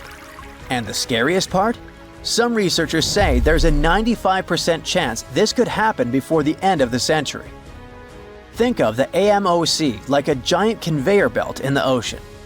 Warm, salty water from the tropics flows north towards Europe and North America. When it reaches colder areas, it cools down, becomes heavier, and sinks to the bottom of the ocean. This deep, cold water then moves southward, while fresh, warm water from the equator keeps flowing north to replace it. This system helps regulate global temperatures, keeps Europe's winters mild, and prevents the US East Coast from flooding. It also controls monsoon patterns that bring seasonal rain to parts of Africa, South America, and Asia. Without it, the world's climate would look completely different. Right now, melting ice from Greenland and Antarctica, along with increased rainfall and river runoff, is dumping too much fresh water into the North Atlantic. Since fresh water is lighter than seawater, it disrupts the sinking process that keeps the AMOC moving. If too much fresh water builds up, it will mess up the entire system. And once it collapses, there will be no reversing it, even if the climate later cools down. Scientists have seen two big warning signs. First of all, the warming of the ocean off the US East Coast, which suggests the AMOC is already slowing down. Plus, there's a cold blob of water south of Greenland. It might be a sign of the weakening of the ocean current, and that's exactly what happens before the system fails. What would happen if the AMOC fully shut down? Europe would enter an ice age. The AMOC plays an important role in keeping Europe's winters relatively mild by bringing warm water north. If this process stopped, Europe would be plunged into deep winter. London's climate would drop by 18 degrees Fahrenheit, making it feel like northern Canada. Stockholm could get up to 54 degrees Fahrenheit colder, turning it into Siberia-like conditions. And snow and ice would cover much of northern Europe year-round. Next, monsoons would shift, leading to severe droughts. The AMOC helps regulate tropical rainfall, especially in Africa, South America, and Asia. If it collapsed, West Africa's monsoons would shift or disappear, leading to devastating droughts and a massive food crisis. the Amazon rainforest could dry up, transforming into a savanna or grassland. In India and Southeast Asia, monsoon rains would disappear, and millions of people rely on them for agriculture. The U.S. East Coast could see catastrophic flooding. With the AMOC weakening, water is already piling up along the U.S. East Coast, triggering higher sea levels and stronger hurricanes. If the system shut down, sea levels would rise by up to 3.2 feet, which would make the coastal cities more vulnerable to flooding. Finally, hurricanes and extreme storms could become even more powerful because of warmer waters along the coast. Now, how close are we to disaster? For thousands of years, the AMOC has remained stable, but recent studies suggest it's weaker now than at any point in the past 1,600 years. Ocean temperatures are hitting record highs, and many researchers believe we are dangerously close to the tipping point. A study published in Nature claims that if greenhouse gas emissions continue at their current pace, there's a 95% chance that the AMOC will collapse before 2100. Some people are still afraid of sailing through this region because more than 50 ships and 20 planes have disappeared here since the mid-19th century. You won't find this place on a regular paper map, as it's not an official region of the Atlantic Ocean. It's just an imaginary area of water in the shape of a triangle near the southeastern coast of the US. Right now, we're going there to debunk all the myths and fairy tales about this place. The most popular theory says that the ancient city of Atlantis was once located where the Bermuda Triangle is now. It was inhabited by a more advanced civilization than the rest of the people on Earth. In this area, some mysterious crystals were installed that generated infinite energy and powered the entire city. Then the city sank, and its ruins still lie on the bottom of the Atlantic. But among its ruins, there are still places where crystals work. They're the reason for most disappearances. Crystals randomly release beams of energy towards the surface and disable the electronics of planes and ships. There are no facts to support this theory. Someone once wrote this legend in a book about the Bermuda Triangle, and some people have been supporting it ever since. However, there's some oddity associated with electronics. Astronauts of the International Space Station noticed the Earth's magnetic field is weakened in the Bermuda Triangle area. This field is a shield that protects us from solar radiation. Above the triangle, the particles of the sun's rays move faster than in any other part of the planet. This causes unstable work in the electronics of satellites flying in the atmosphere of Earth. It doesn't apply to ships and planes, though. There's also a theory that the Bermuda Triangle is the center of a magnetic anomaly causing navigation errors, but regular checks of the magnetic map of this region don't reveal any issues. You arrive at the place, the water is calm, and there's no coming storm in sight. You look at the compass and see the arrow moving from side to side. Oh no, it's begun! Panic rises within you, and you quickly turn the steering wheel of the ship to sail away from this place. Oh, stop. There has long been an explanation for the strange compass behavior in this area. The Bermuda Triangle is one of the rare places on the planet where true north and the magnetic one are in the exact same direction. True north is the geographic north pole of our planet. Magnetic north directs to the north magnetic pole, which constantly wanders around the Earth. Sometimes these poles coincide, and the straight line that connects north and south is called the agonic line. If you fall into this line, your compass will behave strangely. It won't point exactly to the north. Imagine that you're the captain of a ship sailing in the Bermuda Triangle at the beginning of the 20th century. You need to know where north is to get to the shore. You look at the compass and it points incorrectly. You're deviating from your original course and sailing in the wrong direction. There's the Caribbean Sea near the triangle, peppered with small islands. The sea floor here isn't deep. The ship can get in shallow waters, and now the ship is stuck on a shoal, and you have no idea where you are. If this were the 21st century, the ship's captain would be able to reach the shore using GPS and other modern navigation. But the most interesting thing is that the compass would work correctly this time, since the magnetic North Pole hasn't already coincided with the true one for a long time in the territory of the Bermuda Triangle. The agonic line is somewhere far away from here. There are no problems with navigation now, but for some reason, this is where ships disappear. In fact, not just here. Throughout the Atlantic Ocean, there are places where many more ships have gone. The Bermuda Triangle is not even in the top 10 of such places. One of the main reasons why many ships are lost here is that one of the most popular shipping routes in the Atlantic passes through the Bermuda Triangle. And the more ships in one place, the more shipwrecks. Simple probability. Other theories say there's a space-time rift in this region. Ships and planes fall into this rift and end up in the past or the future. But for some reason, there's not a single proof of this myth. There's no reason to think that the rift is hidden somewhere here. The base of an extraterrestrial civilization is located in the Bermuda Triangle. Visitors from other galaxies steal sea vessels along with the crew, so no one finds the wreckage of the ships. This is also a popular myth that has no scientific justification. Sunken ships are not found here, as there's one of the deepest trenches in the world.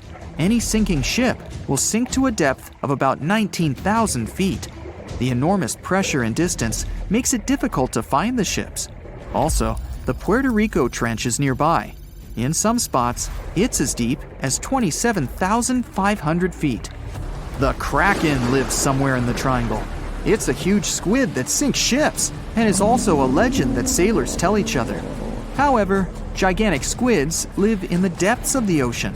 They can grow to the size of half a train car, but no cases have been recorded where they have sunk a large vessel.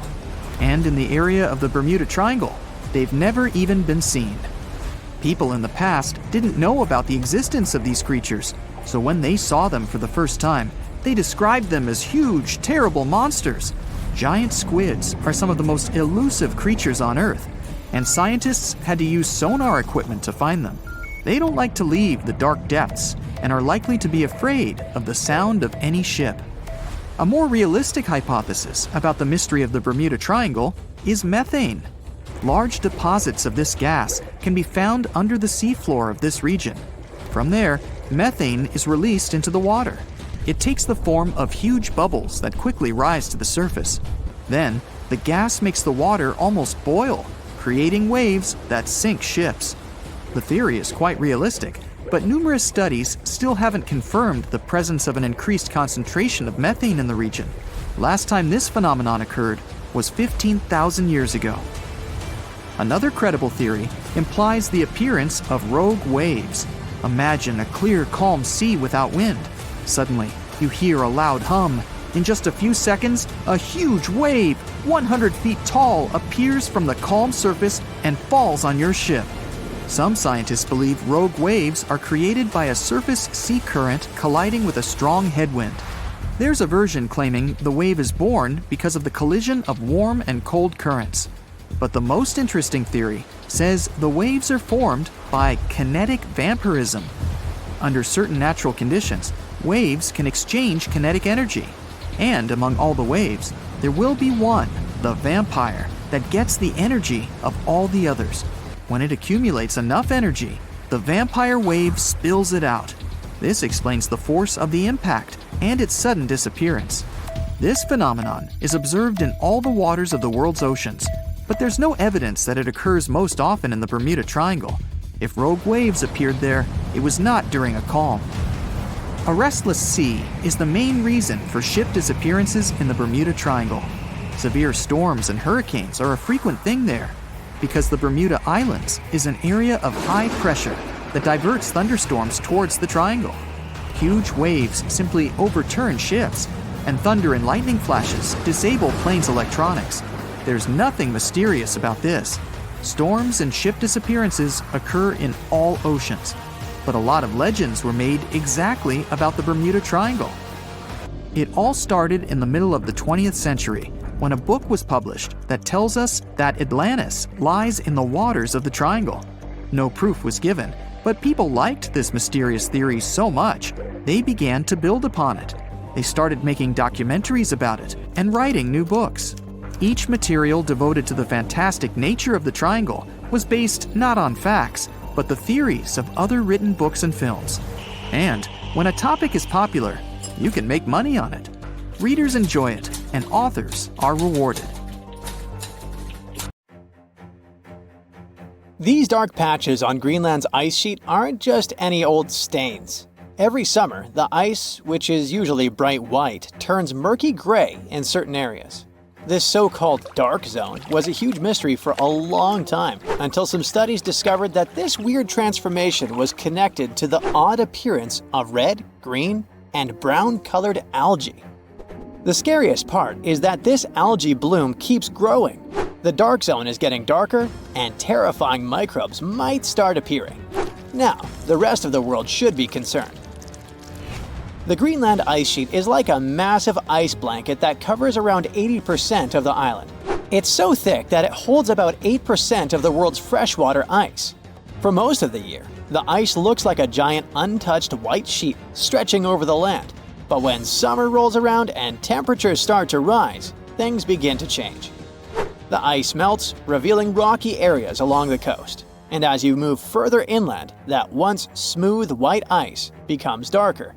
This is the dark zone, and it covers an area of around 248 miles in length and 62 miles at its widest point. This weird phenomenon happens basically for two reasons. The first one is black carbon. Just like dust that builds up on your bookshelf, the ice in Greenland has the same issue. The wind carries a mix of dust and soot to this icy area. But unlike your bookshelf, you can't just wipe it off with a cloth. In Greenland's case, this dirty mix settles on the ice and sticks around for thousands of years. So, the dark zone is basically covered in a fine layer of dust that's built up over time. Back in 2014, researchers analyzed this dirty mix and found that the darker ice areas were filled with black carbon. This black carbon didn't just appear out of thin air. Well, actually, it sorta did. Scientists believe it mostly comes from smoke produced by wildfires in northern Canada and Alaska somewhere in the past. As you might guess, black carbon is black, which is why it makes the ice look darker. Now, the second big reason for the Greenland ice sheet's summer makeover has to do with those algae we mentioned earlier. We're mostly talking about two types of it, the Ancylonema alaskana and the Ancylonema nordenskjoldii. Both of them love cold water regions. During winter, they stay in a dormant state deep within the ice. But when spring comes, they start to slowly migrate to the surface. By the time summer hits, they're ready to bloom and soak up nearly 24 hours of sunlight each day for photosynthesis and growth.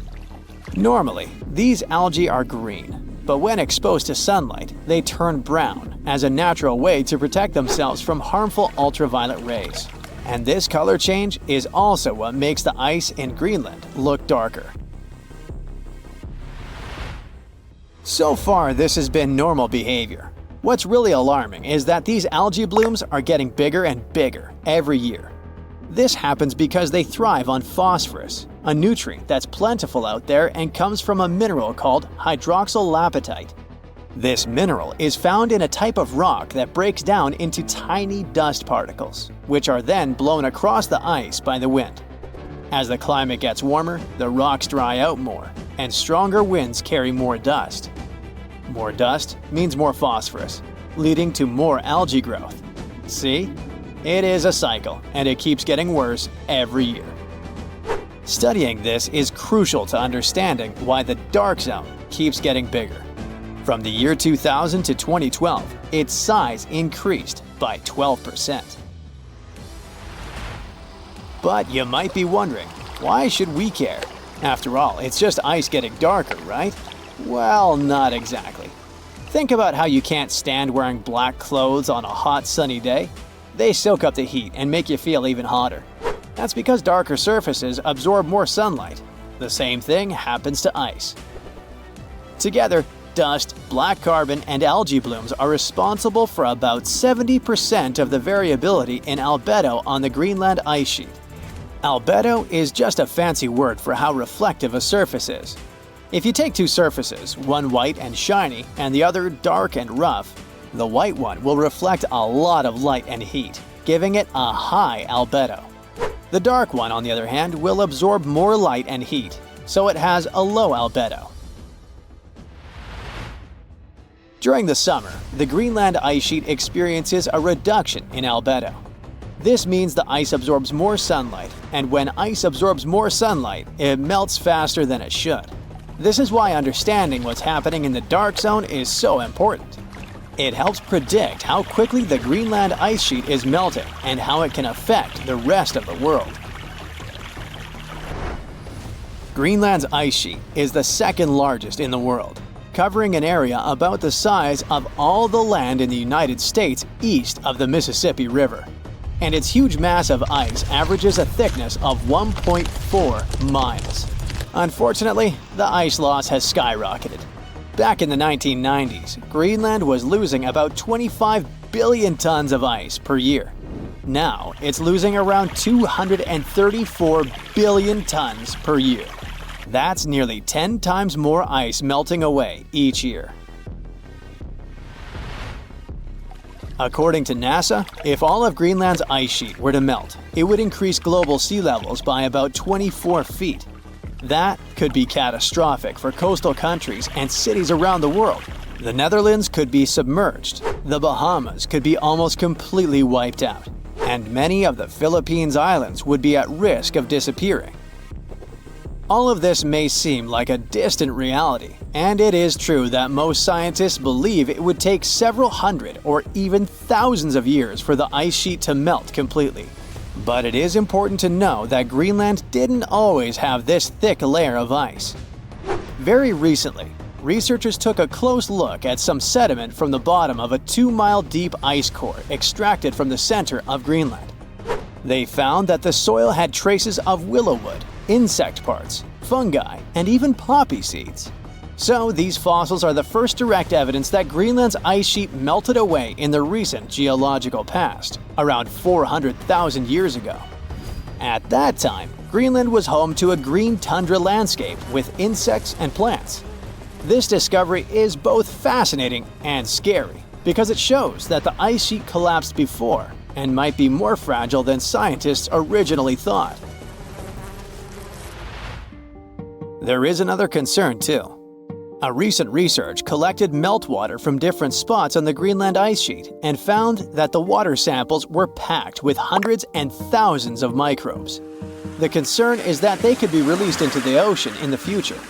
And some studies already suggest that areas near where a lot of glacial meltwater flows have a higher risk of viruses jumping to new hosts, like from animals to humans. Even though experts believe the chance of a doomsday virus coming from the glaciers is very small, it's still not zero. The truth is, we don't know much about the thousands of microbial species living on the surface of the ice, and there is simply not enough data to fully understand how dangerous these organisms might be. All of this might sound concerning, but we shouldn't panic just yet. There's still a lot we don't understand about what is darkening the Greenland ice sheet. We still need more detailed measurements of the relative abundance of dust, algae, and black carbon, as well as a better understanding of how these potentially dangerous microbes could affect our lives. The more we learn, the better we can predict what's going to happen and how we can prepare for it. When you mention your plans to travel to Tristan da Cunha, the chances are your friends won't even know where this remote island is located. No wonder. Tristan da Cunha is considered the most remote inhabited archipelago in the world, with the nearest populated land, St. Helena, around 1,500 miles away. There are only 229 people living on Tristan da Cunha now.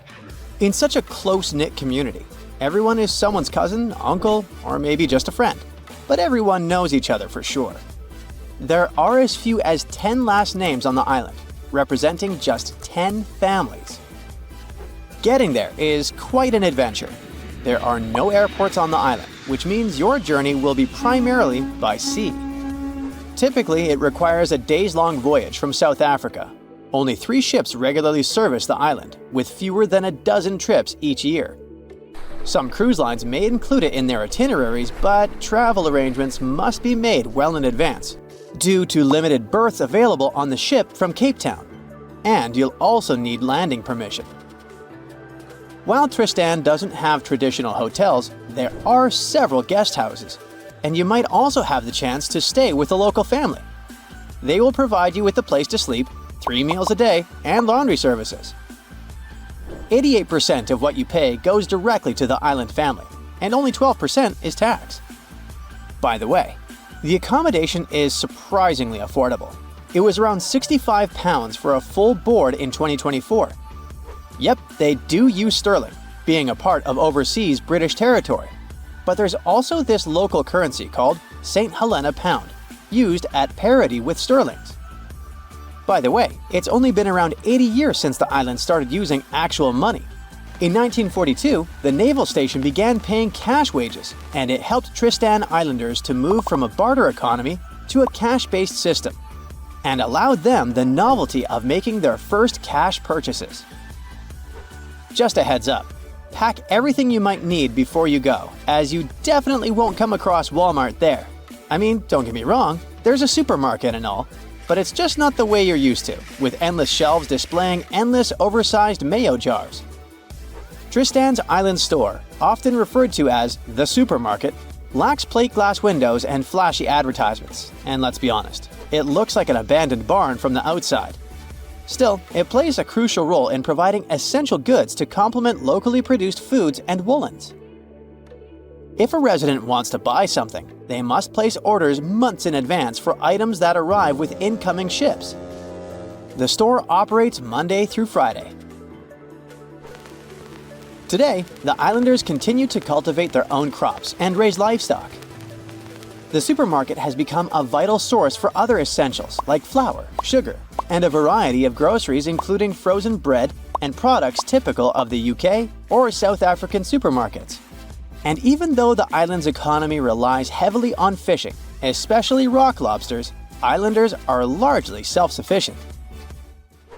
Let's move to another destination that's super hard to reach, but this time it's a level up in difficulty. I'm talking about the notorious Hypoxia City, the place with the smallest amount of oxygen on the planet. Sure thing, it's a nickname. The real name is La Rinconada. This place is located in Peru. Getting there means climbing over 16,000 feet up into the mountains. And what did you expect from the highest city on Earth? Despite its hard-to-reach location, it houses way more people than Tristan da Cunha, between 30,000 and 50,000. And while the island in the middle of nowhere looks idyllic, the Peruvian city of La Rinconada has very different looks. The urban layout features predominantly low-rise residences, where essential services are limited. La Rinconada is without a reliable supply of running water and lacks a sewage system. The community does not have a waste collection service, which forces residents to either burn or bury their garbage. Moreover, up until the early 2000s, La Rinconada did not have access to electricity. Most things, including the most essential foods, must be brought here from outside. Despite originally being a minor city, right now it has a wider range of activities to make your living. Some people are busy with trading, food, clothes, you name it. Others provide services, and some people even open public restrooms. Architectural-wise, La Rinconada has very little to offer. The pattern is quite predictable. Huts made from corrugated metal that are unstable and rusting. The choice of materials is dictated by practicality. These metal sheets are the lightest and easiest for miners to transport to the glacier. Unfortunately, the homes lack proper insulation, leaving residents shivering in the cold even though they have access to wool from local sheep, which is an excellent insulator. Sturdier rock homes exist but are rare, typically inhabited by wealthier miners. While the architecture might not be particularly captivating, the vistas certainly are. In nearly every spot in La Rinconada, a glance upward reveals La Bella Durmiente, or Sleeping Beauty, a massive glacier towering over the town. Getting to La Rinconada is very hard. First, you'll need to fly into Alejandro Velasco Astete International Airport in Cusco, Peru. Once you're in Cusco, you can catch a train or a bus to Puno, which is right by Lake Titicaca. Here's where it gets a bit tricky. The only way to really get up to La Rinconada is by hitchhiking or finding a ride into the mountains. There might be some buses, but they don't run on a set schedule. If you're up for it, you can rent a car, but be warned, the roads can be pretty rough and tricky to navigate. So a little extra caution goes a long way on this adventure. Unlike Tristan da Cunha, where they adopted cashback in the 1940s, La Rinconada doesn't rely much on it. The economy of this place is based mainly on gold mines. The mines are unguarded, unregulated, and often dangerous. Miners work for 30 days under a cachorreo system, where on the 31st day, they're allowed to take as much ore from the mine as they can carry as a form of payment. La Rinconada has no bank, but it has many storefront fund transfer agencies, which miners use to wire money to their families. Still, they never know how much they're gonna send. Our next destination is Svalbard, a place that might seem unwelcoming due to its climate. But locals embrace everyone with open arms. No visa is required if you want to visit or even work there. Located near the top of the world, Svalbard offers a unique and remote charm. The capital, Longyearbyen, is home to a fascinatingly diverse community, with over 50 nationalities represented among its 2,400 residents. You might even spot a polar bear wandering into town on occasion. The living space is compact. There's just one grocery store, and the streets are numbered instead of named, adding to the town's distinctive feel. Longyearbyen also boasts a university center with around 300 students. Interestingly, every student must learn to use firearms for safety in the surrounding wilderness. Originally, it was founded as a mining town, just like La Rinconada, but the focus has shifted mainly to tourism. However, a quirky tradition remains from its mining days. Visitors and residents alike take off their shoes when entering hotels and restaurants, a practice born out of the need to keep coal dust at bay. The last destination for today is Palmerston Island, a remote coral atoll in the Cook Islands, located about 290 miles northwest of Rarotonga. Famous traveler James Cook visited it on June 16, 1774, and the place was uninhabited at the time, despite ancient graves found there. Today, the island supports a small population of just 25 residents, primarily descendants of 19th century English sailor William Marsters. Marsters arrived in 1863 with 2 Polynesian wives and later added a third. He fathered 23 children. Fishing is the mainstay of the local economy, resembling subsistence living due to the island's isolation. Modern amenities and communication services are available. Although there's no airport, cargo ships visit periodically. More than 50 ships and 20 planes have disappeared in the Bermuda Triangle since the middle of the 19th century. This region isn't put on any paper map and is not an official region of the Atlantic. This massive water area is located not far from the southeastern coast of the US and still scares many sailors. But you aren't afraid and want to prove that there is nothing special in this place. You sail to the center of the Bermuda Triangle on a small fishing boat. You turn off the engine and wait. Several hours pass. The sun goes below the horizon. Night comes. You're about to return to the shore, but suddenly, it becomes too quiet. Then, you hear a splash of water. You look overboard and see hundreds of fish swimming to the surface. Something big scared them away. Something that comes straight from the depths. The next second, you notice big sparkling eyes and long tentacles reaching for the boat. It seems that one of the most terrible myths about the Bermuda Triangle turned out to be true. A huge squid dragging ships to the bottom. Stories about these squids appeared long before the emergence of the Bermuda Triangle myths. For centuries, sailors from Norway and Greenland told stories about a scary sea monster, the Kraken. In those stories, the Kraken broke the decks of ships with its giant tentacles and dragged them to the bottom. The approach of this creature is impossible to see since it's coming to you not from the side, but from below. But all these were just stories. Only in the 19th century, scientific evidence of the existing of these monsters appeared. A beak of an unknown squid was found on the coast of Denmark. The size of the find was about 3 inches in diameter, which is about the size of a human palm.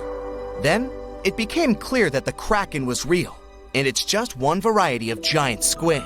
Since then, More than 21 species of giant squid have been described, but the first video with this monster was recorded in 2004 in the waters of North Atlantic, not far from the Bermuda Triangle. Marine biologists used a lure to draw the squid out of the depths. The huge monster was about 30 feet long, which is about half a subway car. It suddenly appeared out of the ocean darkness and quickly attacked the lure, squeezing it with its tentacles. After that, many cases of squid have been recorded on photos and video. Huge squids were washed up on the shore, swam past ships. According to some records, the largest monster ever found was 59 feet long and weighed almost a ton.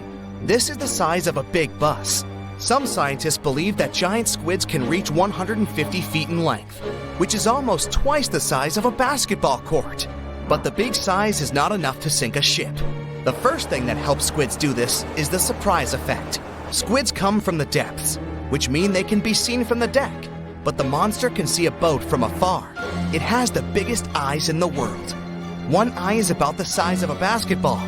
The eyesight of a giant squid allows them to see prey in the Black Sea depths and from a big distance. Most sea creatures on the planet can't see in such conditions. So, the squid notices your ship and decides that it's food. It quickly approaches the boat and attacks with its tentacles.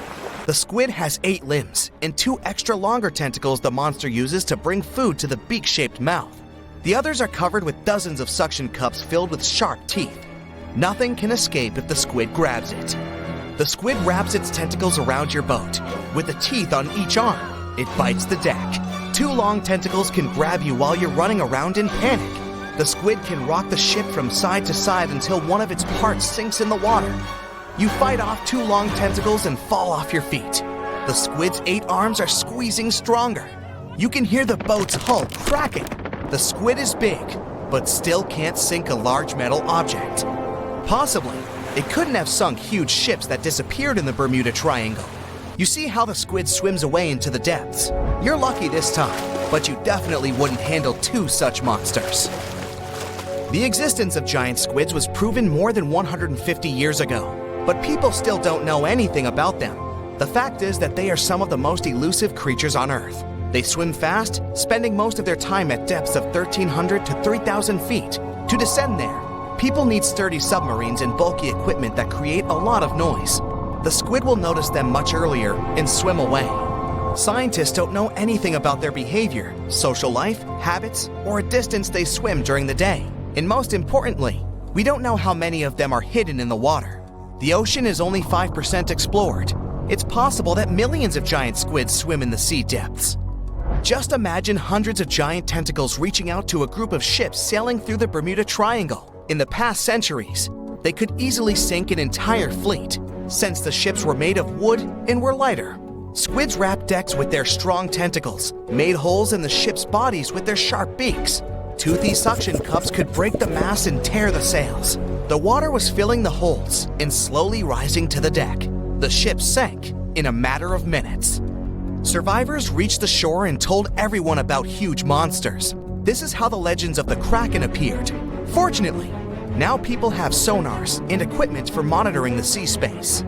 You start the engine to swim to the shore and notice that about 30 tentacles are reaching out to you from the water. 3 giant squids squeeze the boat from all sides and pull it down. It looks like there's no way out. You look overboard and see black eyes looking right at you. At this moment, you find a solution. Squids spend their whole life in darkness and are afraid of the light. Fortunately, you have a signal rocket. You use it to scare the monsters away. Squids go back down into the water, but apparently not for long. You release a few more rockets into the ocean and scream in fear. The red light illuminates the sea darkness, and you see hundreds of moving tentacles. They quickly swim away from the fire to a safe distance. At full throttle, you're sailing to the shore and releasing all the signal fires into the water. You don't give the squids a chance to get close to you. Finally, you get to land, confident that you will never return to this place.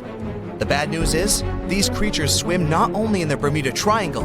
People found giant squid in the oceans all over the world. Yeah, it's possible the giant squid is the main reason for the disappearance of ships, but this doesn't make the Bermuda Triangle a unique place. Boats and cargo ships disappear all over the Atlantic Ocean. The Triangle is not even included in the top 10 of such places. Also, this area is one of the most popular shipping routes of the Atlantic. And the more ships sail in one place, the more ships are lost. Many scientists believe the reason of the disappearances here is strong storms and hurricanes. Bermuda is located in an area of high pressure, which diverts thunderstorms towards the triangle. The waves reach such sizes here that they can turn ships over. Thunder and frequent flashes of lightning disable planes. The Earth's magnetic field is weakened at the location of the triangle. This field works as a shield, which repels solar particles. Here, solar radiation passes through the upper layers of the atmosphere and can negatively affect the electronics operation. Also, there is a theory that says that the Bermuda Triangle is the center of a magnetic anomaly. But scientists made many checks of the magnetic map of this region and haven't found any oddities. A man went for a walk not far from Buenos Aires in Argentina and found something that looked like a dinosaur egg lying in the mud. When he shared his find with his family, everyone thought it was a joke, but it was actually very real. Except it wasn't a dinosaur egg, but a glyptodont shell. These guys went extinct thousands of years ago. Some of them grew up to be the size of a small car. The Paleo-Indians, who were the ancestors of Native Americans, must have had a fun time living alongside those beasts. People keep finding similar black scaly shells, which are fossils of glyptodonts in the Americas. These creatures thrived in South America for tens of millions of years and also spread up north. They had thick armor, called a carapace, and tough, grooved teeth for eating grass. They weren't always giant, but it looks like a colder climate before the Ice Age, with open woodlands and plenty of grass, helped them evolve. It's pretty hard to hide when you're huge, so they may have developed their fused armor to protect themselves. One of the most famous types had a long tail with spikes that it used to fight other glyptodonts for territory or mates. Although they look similar, the ancient glyptodonts were really different from today's armadillos. Glyptodonts had a hard, heavy armor made of fused plates, and today's armadillos have flexible armor and can roll up into a ball to protect their soft tummies. Plus, glyptodonts ate grass using their grooved teeth, and armadillos prefer insects for lunch. But despite all the differences, recent studies of their DNA showed that glyptodonts actually belonged to the armadillo family. If you think the glyptodont was scary, just wait till you meet the giant short-faced bear. This bad guy grew to almost twice the height of Michael Jordan when it stood on its hind legs. It also weighed over 1,500 pounds, and it was able to run at the speed of over 40 miles per hour. This bear preferred meat to all other foods. Even its skull and teeth were designed for slicing through meat, and it had forward-facing eyes that gave it sharp vision. Its strong jaws and large muscles helped it crush bones to get to the nutritious marrow inside. The giant short-faced bear lived in places like Minnesota and west of the Mississippi River, all the way up to Alaska. It went after or scavenged big animals like bison, musk oxen, deer, and even ground sloths. But it eventually went extinct because its prey didn't survive the Ice Age. Today, the only living relative of the short-faced bears is the spectacled bear from South America. This guy is much smaller, about the size of a black bear, and it eats both plants and meat. Game of Thrones fans, the next one is for you. The orphaned wolf cubs adopted by the Stark family in the epic series were inspired by dire wolves. Their name translates from Latin as terrible wolf. These great uncles of modern dogs were almost 5 feet from head to tail and weighed around 150 to 200 pounds. The oldest record of the dire wolf is from 250,000 years ago. They adapted well to different conditions and lived pretty much all over North America, from as far north as Alaska to down into southern Mexico. They went extinct around 10,000 years ago, soon after the last ice age. They most likely just lost their source of food. The closest we have to dire wolves now is the gray wolf, but don't get too upset. scientists think they could be able to bring the direwolf back to life. They can combine intact straps of their DNA, recovered from the museum specimens and the genome of modern dogs. One animal you definitely wouldn't want to be on the de-extinction program is the saber-toothed cat. This bad guy lived in prehistoric North America and parts of South America. And nope, it's not related to modern tigers or other cats. It just went extinct. It had the title of the most fearsome Ice Age predator for a long time, until scientists found out at least one species of it was more like a kitty cat. Smilodon, by the way, Diego from Ice Age was one of those. Could only chomp down with 1/3 of the force of modern lions, but it could open its mouth at a 120 degrees angle, and it could wrestle even large prey to the ground with its powerful body, with disproportionately thick front legs and strong neck. The kitty was probably just too afraid to use its long and narrow teeth that could break easily. And one more detail. It had to have lips that could stretch well for the jaws to open wide, so it most likely drooled like a St. Bernard. Well, at least their teeth grew twice as fast as those of modern lions, and fully formed by the age of 3. The giant beavers, called castoroids, must have grown at the same rate, or so to get as big as a couch. They were about 8 feet long and weighed 200 pounds, which is as heavy as a large refrigerator. They had huge 6-inch long front teeth for gnawing, a narrow tail, and long, shaggy fur. This giant creature lived alongside mammoths and saber-toothed tigers in the woodlands of North America. Like today's beavers, the giant beaver probably spent a lot of time in the water since it was too heavy to move quickly on land. Unfortunately, we don't know for sure if giant beavers built equally giant dams. Even if they did, none of those structures survived over time. Some people think a giant beaver built a 4-foot-tall dam in Ohio, but it's just a guess. Eventually, the giant beaver disappeared, just like other big animals from the last ice age. Early human settlers in North America may have sped up its extinction, as they probably liked its thick fur and meat. By the Ice Age, mastodons, some remote offsprings of the early elephants from Africa, crossed a land bridge that once connected Siberia and Alaska and made it to North America. Mastodons, like woolly mammoths, had thick, shaggy fur that helped them keep warm in the cold climate of the Ice Age. But unlike the mammoths, who mostly grazed, mastodons were mostly browsers. They like to eat leaves from shrubs and the lower branches of trees. Scientists often find woolly mammoth fossils together, which means they probably lived in groups, like family herds. Mastodon fossils are usually lying alone. This means they may have preferred living on their own and only came together to mate or for a short time with their young. Sadly, both mastodons and woolly mammoths went extinct around 11,000 years ago, not long after the Ice Age. Scientists think this may have happened because of changes in weather patterns, fewer food sources, and possibly early humans. They figured out that one mastodon could feed a tribe for a week and dress them for years. You can mostly find camels in deserts in places like North Africa and the Middle East now. But scientists believe they actually came from North America, especially the lands west of the Mississippi River. Fossils show that camels appeared on Earth about 44 million years ago. In 2015, a team of scientists from the University of Louisiana discovered the bones of a giant ancient camel in Oregon. This camel was between 12 and 14 feet tall, like a modern giraffe.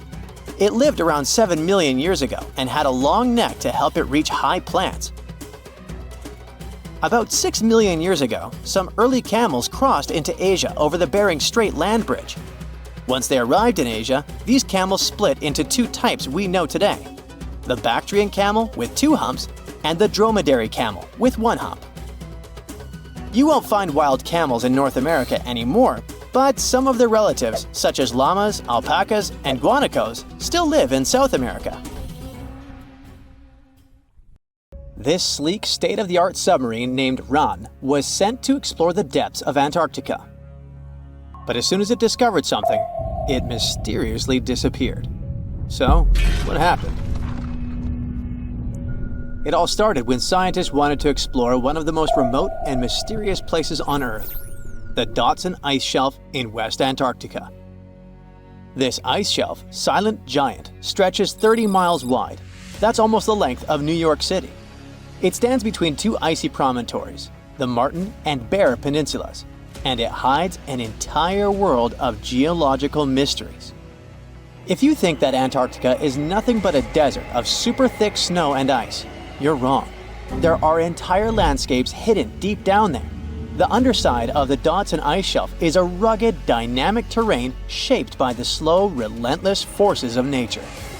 There are towering ice formations, deep troughs, and bizarre structures stretching for hundreds of feet. Scientists are super curious about it, but as you can imagine, this landscape isn't easy to explore at all. To find out more, we have to scan the area with satellites or try drilling through the snow, trying to collect the big picture, piece by piece. But these methods only gave us vague hints. The real breakthrough happened when scientists came up with the idea to let the submarines explore it. Autonomous submersibles could swoop deep into the icy waters beneath the Dodson Ice Shelf and tell us what's up down there. These robotic explorers have fantastic advanced sonar systems. It's that thing that bats or dolphins do. They can use sound to see the world. Basically, they send out sound waves underwater, and when those waves hit something like the ice shelf above or the seafloor below, they bounce back to the system. Animals feel how long it took for the sound waves to return and how they changed. And this helped them understand what's located where. For example, clicks that dolphins send out tell them where the fish are. We copied this crazy evolutionary trick and adapted it to our underwater exploration. Only our version is much cooler, with a higher level of precision, so we created detailed maps of the environment. The Rand submarine was one of those robotic explorers. It was named after the Norse deity of the sea. Ran had been meticulously programmed to navigate a treacherous landscape of Antarctica. But even with all this training, its journey led to an unexpected and eerie end. In 2019, Ran was sent to explore the depths beneath the Dodson Ice Shelf. It was a hero, the first one to go on a mission like this. The team said it was like seeing the other side of the moon. For 27 straight days, it worked tirelessly. It traveled over 620 miles beneath the thick ice. That's like a journey from Paris to Berlin. Ran went further and deeper than anyone could have imagined. At one point, it reached over 10 miles into the glacier's belly, and what it discovered down there was astonishing. Scientists thought there would be some smooth, uniform ice surfaces, but Ran revealed an underside marked by huge cracks, ridges. There were formations that looked like sand dunes, frozen in time. And finally, it found some mysterious swirling and teardrop-shaped patterns. They all looked more like art than geology. This actually tells the story of ice shelves and the ocean around it. Warm water sneaks in under the ice and melts it from below.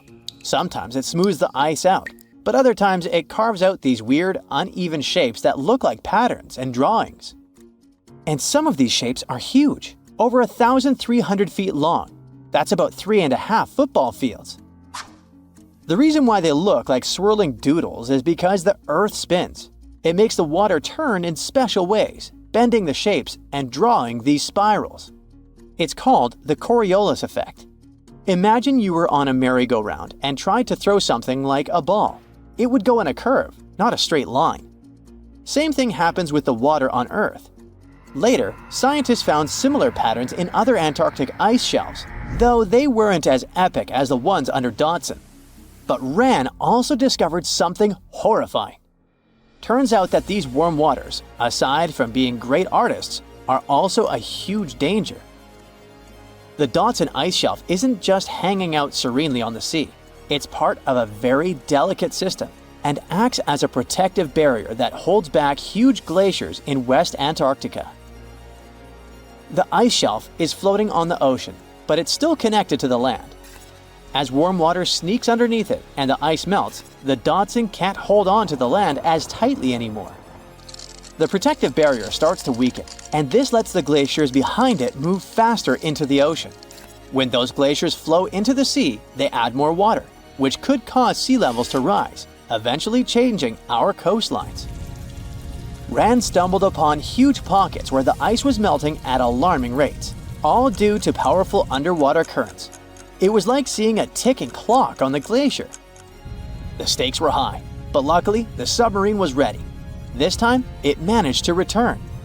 And then, it worked for 5 more years, helping scientists with tons of useful data.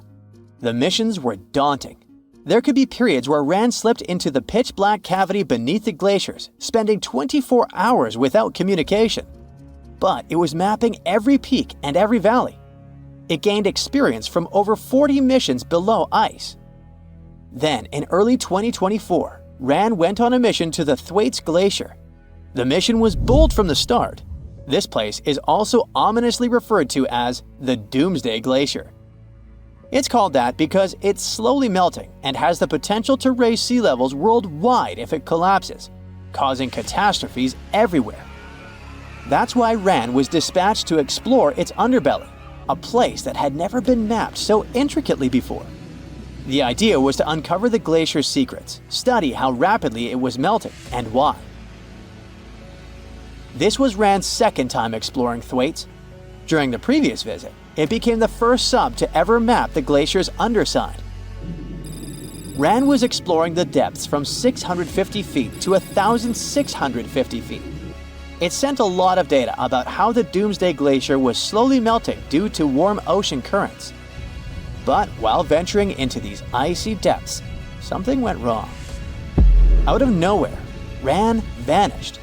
Without warning, without a trace. One moment it was sending back crucial data, and the next it had slipped into the abyss.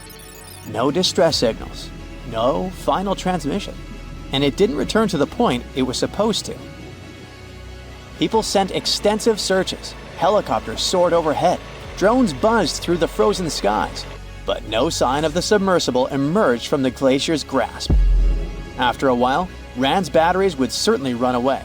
So at this point, it had definitely been swallowed by the abyss beneath 1,500 feet of ice. That was a huge and sad loss for the scientific team. The scientists at the University of Gothenburg are now looking to replace Rand and continue their important research under Thwaites. To this day, scientists have no idea what happened to it. Some say it may have been trapped in the ice. Others believe it was pulled away by an unseen current. It also might have collided with something unexpected. Whatever the truth is, its disappearance has left scientists stunned, and it looks like the ice shelf will hold on to its secrets a little longer. At least we gained a treasure trove of knowledge from Rand's journey. Scientists keep exploring Antarctica, looking for history that hides under the snow. For example, they discovered that around 90 million years ago, a lush temperate rainforest thrived near the South Pole. They revealed an ancient world far warmer than they ever imagined. Deep in Antarctica, they unearthed fossilized roots, pollen, and spores preserved in the soil. All this shows that there was a swampy rainforest that flourished despite months of polar darkness. All these discoveries changed our understanding of Earth's climate, both in the past and the future. On his very first voyage to the New World in 1492, Christopher Columbus sailed through the Bermuda Triangle. Columbus reported that one night, when he was on the deck of the ship, he noticed a giant light appear in the distance, unlike anything he had ever seen before. Columbus looked at his compass for direction, and it gave off erratic readings. You might have noticed that the Bermuda Triangle doesn't appear on any world map. This is because official institutions refuse to acknowledge that the area actually exists. As you probably know, the Bermuda Triangle is situated near the Bahama Islands. There's a strange structure around the bottom of the islands. The bottom of the ocean here is inconsistent. Every now and then, some otherwise sandy floor is replaced by giant dark holes, like a living place for some giant eel. The most common problem with those caverns, named blue holes, is that sometimes tidal waves can make them produce vortices and whirlpools. Experienced divers say that they're like waterfalls in the middle of the sea. In March 1918, carrying a crew of 306 people, the USS Cyclops left Barbados and headed home to Baltimore. The ship passed through the Bermuda Triangle on its journey and was never seen again. The Cyclops never issued any distress signal and disappeared without any explanation, making it the largest ship to go missing in the Bermuda Triangle. No wreckage has ever been found. No one exactly knows how many ships and planes have disappeared in the Bermuda Triangle.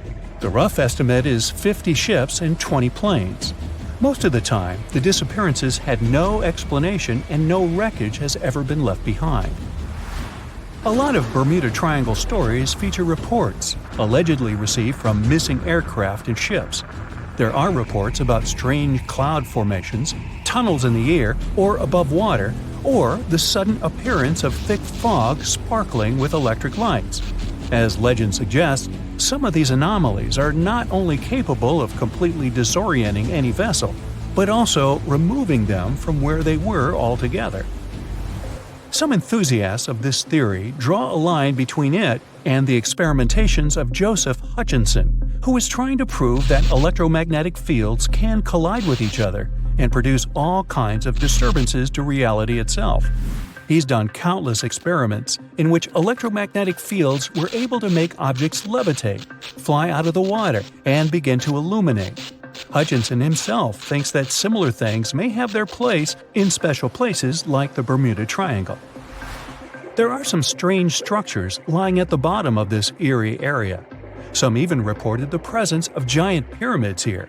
In reality, the only giant things here are overstatements. The structures don't look like pyramids at all. They are called the Bimini Road. It lies northwest of the shore of North Bimini Island. In fact, it consists of two strange rock formations. Both look suspiciously like building blocks. Research showed that underlying ground layers beneath the Bimini Road feature nothing but bedrock, with no possible cavities in it. That totally excludes any possibility of these rocks being part of a building. In the year 1800, a large sailing vessel called the USS Pickering departed from the U.S. on its way to the West Indies. The ship sailed into the Bermuda Triangle along with its 90-man crew and was never heard from again. The USS Pickering was the first ever confirmed ship to vanish in the Bermuda Triangle. It's believed that the ship was taken out by a storm, but because no wreckage was ever found, we'll never know for sure. William Shakespeare's famous play The Tempest was inspired by the Bermuda Triangle. Sailors returned home to England to tell stories of treacherous waters near the Bahamas where ships mysteriously disappeared. These stories made it back to the bard himself and inspired his final play about a storm at sea transporting a ship to a mysterious land. The shipwreck in Shakespeare's play is based on the 17th century ship Sea Venture. The ship was carrying supplies from England to Virginia when it was struck by a massive storm in the Bermuda Triangle. Sea Venture was battered by the storm for 3 days and barely made it to the shore. Survivors of the wreck were stranded on a desolate stretch of Bermuda for 9 months. The floor of the ocean in the area is littered with shipwrecks from all over the world and of all ages.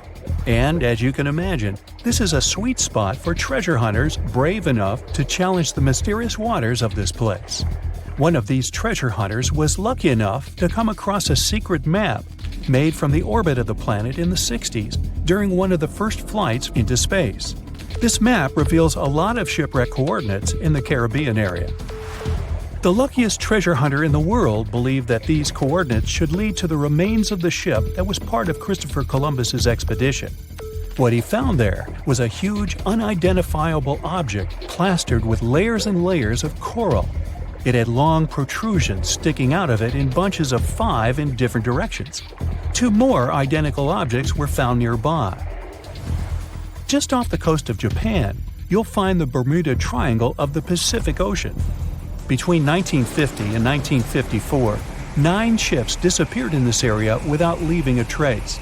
The ship Kaiomaru 5 was sent to investigate these unexplained disappearances when it also vanished.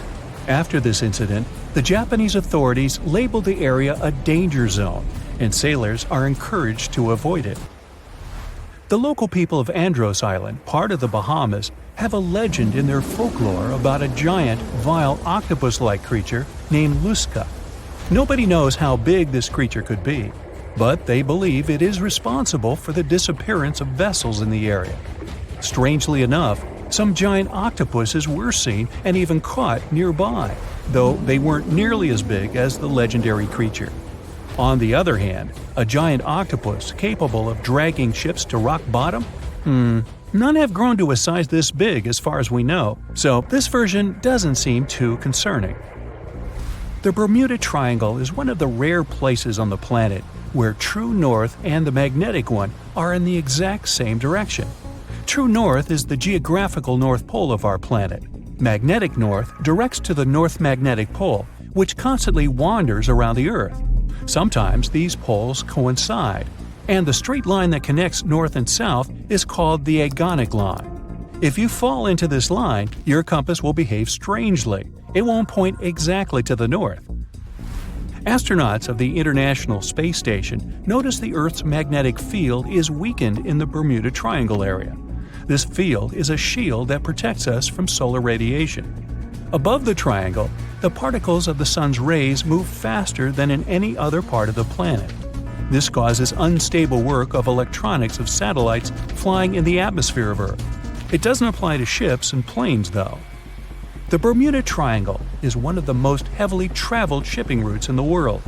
Some skeptics believe that this fact solves the Bermuda Triangle mystery. Statistically, the busier the area, the higher the frequency of accidents and disappearances. While this makes sense, it's not the frequency of disappearances that's responsible for the mystery of the Bermuda Triangle. It's the lack of explanation or wreckage found. A popular theory suggests that rogue waves are responsible for the many disappearances. Rogue waves are called extreme storm waves by scientists. They occur when different weather patterns take place at the same time and cause large, unexpected waves that reach up to 100 feet tall. Witnesses say that the waves look like giant walls of water. These waves could explain why ships go down fast and without leaving any trace. Alaska has its own triangle. Since the late 80s, 16,000 people have disappeared there. Eyewitnesses to the Bermuda Triangle anomaly talk about thick fog, lightning, balls of light, and hallucinations. In Alaska, everything's a bit more complicated. People, planes, ships, they just disappear without a trace. There's no one around to tell us what it felt like. In 1950, a plane took off from Anchorage, Alaska, headed for Great Falls in Montana. It was carrying 8 crew members and 36 passengers. 2 hours after the start of the flight, the captain radioed that everything was fine, and then silence. The 100-foot-long plane seemed to evaporate into thin air. 85 aircraft and around 7,000 people searched for the plane. No trace, not even a screw, bolt, nothing. That plane mystery made the Alaskan Triangle famous. If you look on a map, it's a wild and mostly unpopulated zone that passes near Anchorage, Barrow, and Juneau. Hey, I didn't know about the Alaskan Triangle. Juneau? Yeah, that must be an old joke. Hey, look at this rock. At first sight, it looks like a regular boring rock, the likes of which you can see when walking along the beach. Its color doesn't stand out, and its weight is pretty regular, around 4 pounds. But everything changes when you learn that this rock was born on Mars, traveled all the way to Earth, and ended up in Antarctica. Ah, now the story sounds much more fascinating. So let's find out the details. Researcher Roberta Score, who worked on the ANSMET project, which stands for Antarctic Search for Meteorites, of the Denver Antarctic Program, found this meteorite in 1984. If you want to decipher the name of the space traveler, I can help you. It comes from the place where the scientists spotted it, the Allen Hills of Antarctica, hence ALH. And then we've got the year of the discovery and the number of the sample. If you think that Roberta picked up the rock and exclaimed something like, "Woohoo, I'm holding a chunk of Mars," I'll have to disappoint you. At the very beginning, it was totally unclear where the meteorite came from. And one thing confused researchers even more. The meteor was very different from other meteorite groups found on our planet. Okay, but then how did they finally figure out it was a visitor from Mars? All thanks to traces of gas similar to those that make up the atmosphere of the Red Planet. We learned about its composition thanks to the brave Viking lander that carried out the necessary analysis in situ in 1976. Anyway, back to our rocky discovery. It's actually very special, and not only because the rock arrived from far, far away. Among those several thousand meteorites found on Earth, just around 100 have likely come from Mars. And even so, our guy is different from them and seems to be part of a separate group. So let's go into the past and follow the life story of this cosmic traveler. It most likely formed around 4 billion years ago on its home red planet. One day, which wasn't very different from others, turned out to be life-changing for this peaceful rock. A meteorite impact catapulted into space, and it started its own journey as a small asteroid. At that time, it was way larger than at the moment of discovery on Earth. At one point, ALH got close to Earth and, who knows, probably decided to explore something. That's how, 13,000 years ago, it ended its space journey by colliding with our planet. At the moment, this Martian fragment is the oldest we've got. But at first, it wasn't all that popular. Only in 1996 did it become way more famous after a groundbreaking discovery. You see, some NASA researchers started wondering, well, the fragment is obviously very old, but then, could it have recorded any traces of life that could have been thriving on Mars at the time ALH formed on the Red Planet? And guess what? Those scientists turned out to be right. They detected traces of very fine magnetite particles. Those were completely similar in structure and chemical composition to the particles we have on Earth. They're called magnetofossils, and magnetotactic bacteria produce them. So it might mean that, at one point, there were some forms of life on Mars. In April 2020, scientists from the Japanese Space Agency made another discovery. They detected nitrogen containing organic material of Martian origin in our meteorite. So, who knows what new astounding secrets further examination of the meteorite might reveal? At the moment, though, all you can do is travel to Antarctica and find more of them. The thing is, this place is great for meteorite hunting. Surprisingly, we have found nearly 50,000 meteorites in Antarctica, and hundreds of thousands are still waiting to be discovered. Each of these space rocks can tell us a story of the evolution of the solar system. For example, the very first lunar rock found on the icy deserted continent proved that chunks of space objects larger than asteroids can also end up on Earth. So, let's say you got inspired and decided to go meteorite hunting all the way to Antarctica. Well, get ready for some serious challenges. Despite their potential abundance, finding space rocks isn't as easy as it might seem. You'll have to visit remote areas, and there's still no guarantee that you'll be able to spot a meteorite. And that's actually a huge problem. Meteorites are vanishing from sight. Currently, scientists find about 1,000 meteorites in Antarctica each year. But according to a new study, about 5,000 more get hidden out of sight every year. The culprit is warming temperatures. Worried scientists created a model that could help them figure out where those meteorites might surface. This model was quite complicated, taking into consideration snow cover, surface temperature, the speed at which ice flows, and even the steepness of the terrain. After that, they ran simulations under various warming scenarios. It turned out that meteorites indeed sank out of sight as temperatures rose. To say that the researchers were upset is obvious. They didn't expect that climate change would affect their work so much. Even though those areas are below freezing, people still managed to ruin a crucial archive of the solar system. But let's get back to your meteorite hunt. If you want your chances to find one to be higher, travel to the base of mountains or outcrops where ice, which usually flows to the lower ground, is forced to move upward. But make sure to take your windbreaker with you. In those places, powerful winds brush away snow, exposing bright, vivid blue ice. Instead of melting, this ancient ice can change directly into water vapor, and it helps expose meteorites that would otherwise remain hidden. You need to hurry though. Meteorites at the surface disappear quickly. Even when temperatures are well below freezing, the rocks can still absorb some of the sun's heat and melt the ice. It's like they're creating underground, or shall I say under ice, tunnels for themselves, sinking and hiding from sight. Sometime later, refreezing closes the entrance to those tunnels, effectively trapping meteorites inside, tucked out of sight. Now, scientists admit it's very tricky to find working methods to spot meteorites, and if we don't hurry and develop such methods, we might lose between 80,000 and 250,000 space rocks in total. No wonder scientists are on a mission to find more meteorites. They're focusing on meteorite stranding zones. Those are places where meteorites often gather on the surface because of specific features of geology, ice flow, and climate conditions. As you already know, you can find meteorites on blue ice without snow cover. This makes meteorites easy to spot. But finding such hotspots is often pure luck.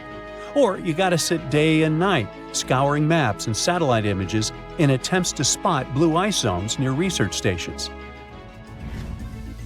Let me introduce Veronika Tolanov, a glaciologist, and her team. They've taken things to the next level by developing a smart Antarctic-wide map. To do it, they've used machine learning and satellite data from NASA, the Canadian Space Agency, and others. This map highlights areas where meteorites might be hiding based on past finds and all kinds of climate and ice data. Apparently, the best places to find meteorites are along the edges of the continent and near mountains with blue ice. Unfortunately, it's not just the blue ice that matters. The temperature and speed of the ice flow are also super important. For example, if the ice flows too quickly, meteorites get swept away before they can accumulate. So, if you want to find a meteorite, you have to wait for very precise conditions. The surface temperature has to stay below 16 degrees Fahrenheit almost all the time. Otherwise, meteorites sink. You can start with the Allen Hills region. Yup, that's where our ALH friend was discovered. This area is kind of a meteorite gold mine with more than 1,000 finds. But there are even more promising places, like the Fimbulheimen Mountains, and no one has searched there yet. You might be the first. In any case, with this new map, researchers developed a where-to-go index that ranks the best meteorite hunting spots, making future field trips much more targeted. And with plenty of blue ice regions still unexplored, there are tons of meteorites just waiting to be found. So, what are you waiting for? This place has no time zone, no landmass, and the sun rises and sets here just once a year. For over 400 years, since the era of King Henry VIII, thousands of explorers from all over the world were trying to reach this elusive spot, the North Pole. Some were hoping to find a northwest or northeast passage to China and the Indies, and others just wanted to see what it was like. In 1773, the British Royal Navy organized the first scientific expedition to the North Pole. Constantine Phipps volunteered to lead the mission. It was difficult for the two ships to move through thick ice, and they had to be towed using smaller boats. At some point, Phipps was ready to leave the ships as they saw a completely frozen sea.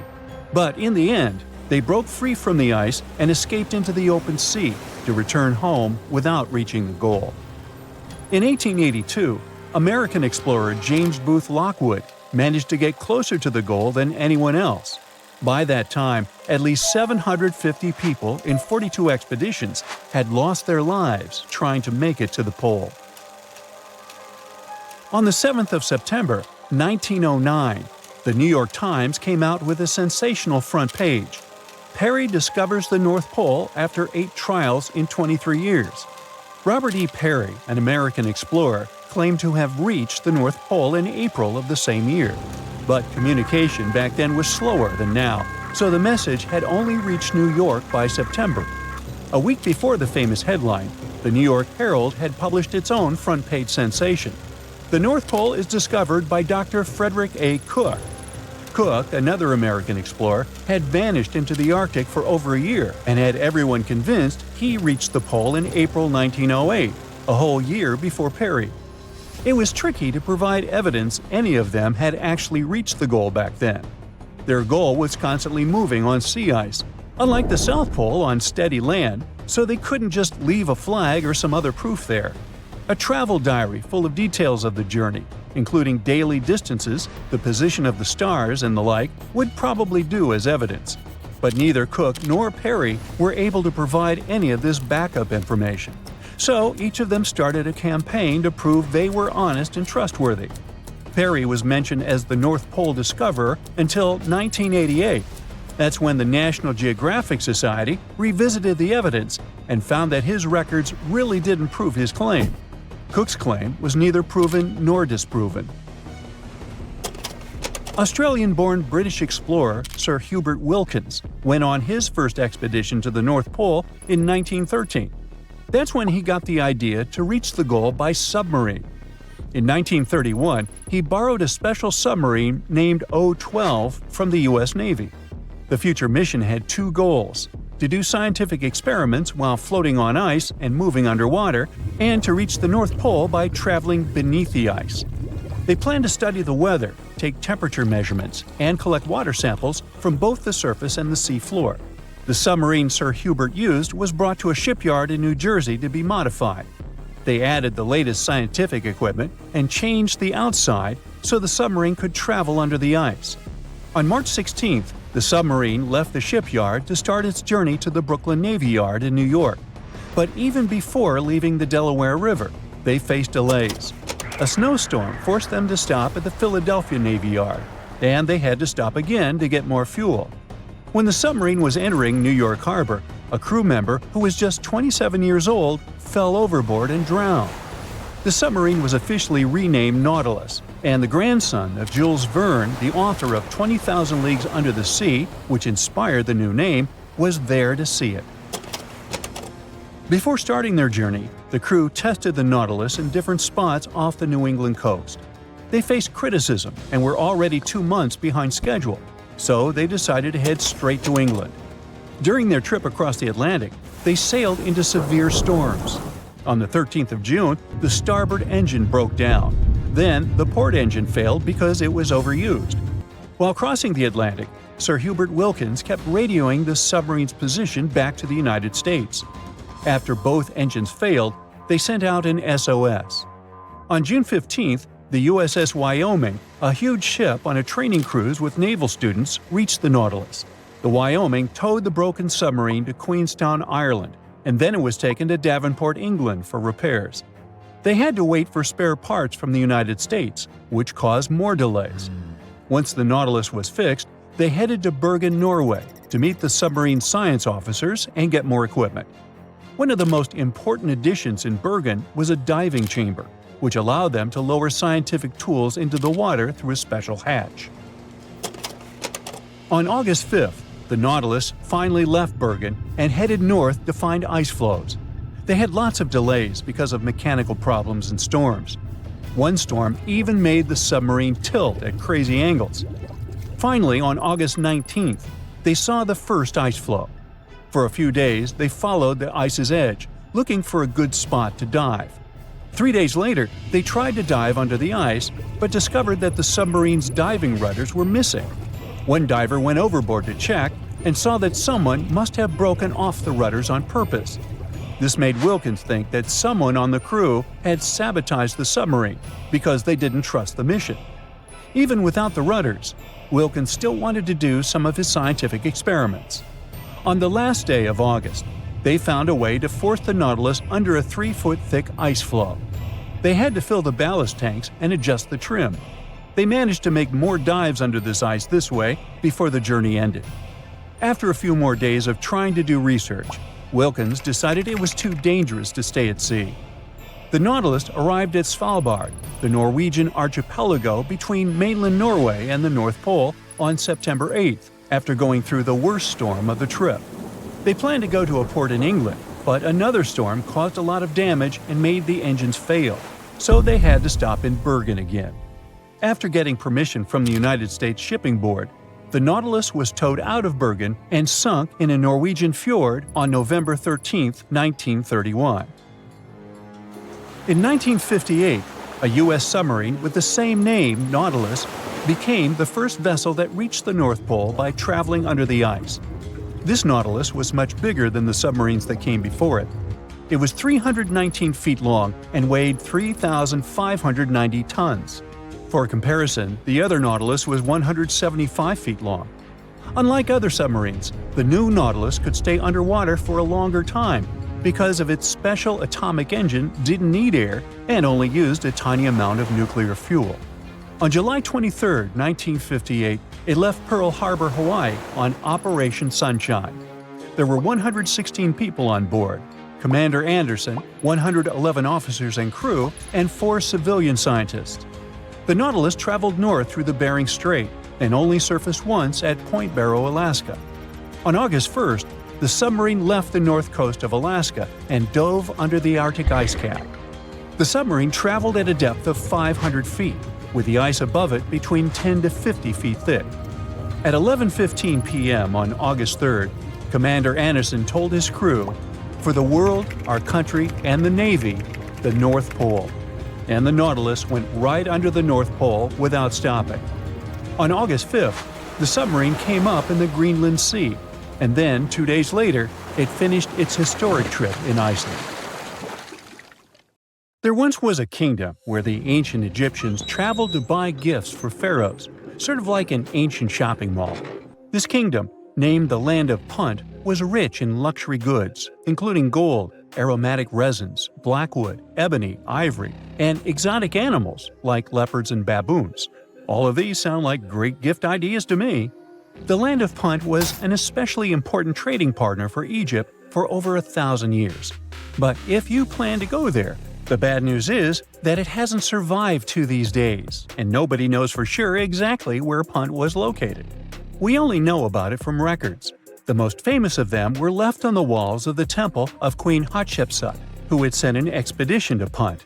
Scientists have been trying to find the exact location of this rich land for over 150 years.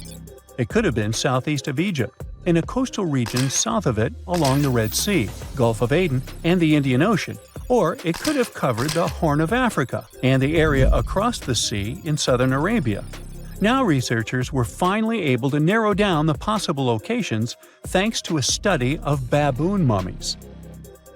Ancient Egyptians admired baboons and even thought they were related to the deity of the moon and wisdom. One species, the sacred baboon, was often shown in wall paintings, sitting with its tail curled to the right, and was mummified in this position. Another type, the olive baboon, was wrapped up in one giant cocoon. Both types were found in the tombs of the Valley of the Kings. But if you remember geography lessons, baboons just don't wander around Egypt. So they must have been brought there through trade with other regions. Primatologists, Egyptologists, geographers, and geochemists look at the mummified baboons from 2 different time periods in ancient Egypt. Some were from the New Kingdom period, and others were from the Ptolemaic period.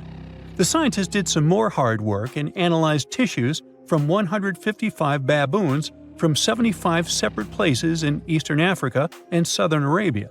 Those were all areas that they thought could be the ancient Land of Punt. They measured oxygen and strontium in the baboons' bodies. When animals drink water and eat plants, their teeth, hair, and bones show a geographic signature of where they've lived, thanks to these elements they contain. Scientists use a special method called isotopic mapping, and found out that the New Kingdom baboons they analyzed came from a location in Eritrea, Ethiopia, or Somalia. 5 mummified baboons from the Ptolemaic period had strontium levels that matched those found in Egypt. So ancient Egyptians might have had a special place to breed and keep baboons, probably in Memphis, a city in Lower Egypt, not Tennessee.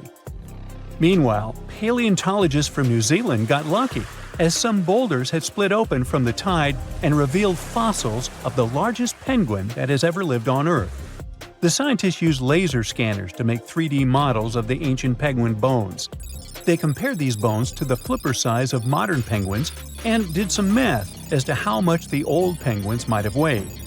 Today, the biggest penguins, emperor penguins, weigh between 55 to 100 pounds. Researchers think that the penguins from the past that they found weighed around 340 pounds, real giants in the penguin world. These huge flightless birds lived in the oceans around New Zealand more than 50 million years ago, after the dinosaurs went extinct. They totally took advantage of their big bodies to stay warm in the cold water. They might have even traveled the world thanks to it. And they'd scare off any predators, but they didn't have any. The asteroid that took down the dinosaurs also got rid of most big marine reptiles, and the ancestors of seals and whales were still living on land. Back in 1992, 4 farmers in China were draining water from their ponds and accidentally bumped into a ship full of gold and ancient statues worth millions. Just kidding, they actually found the Longu Caves.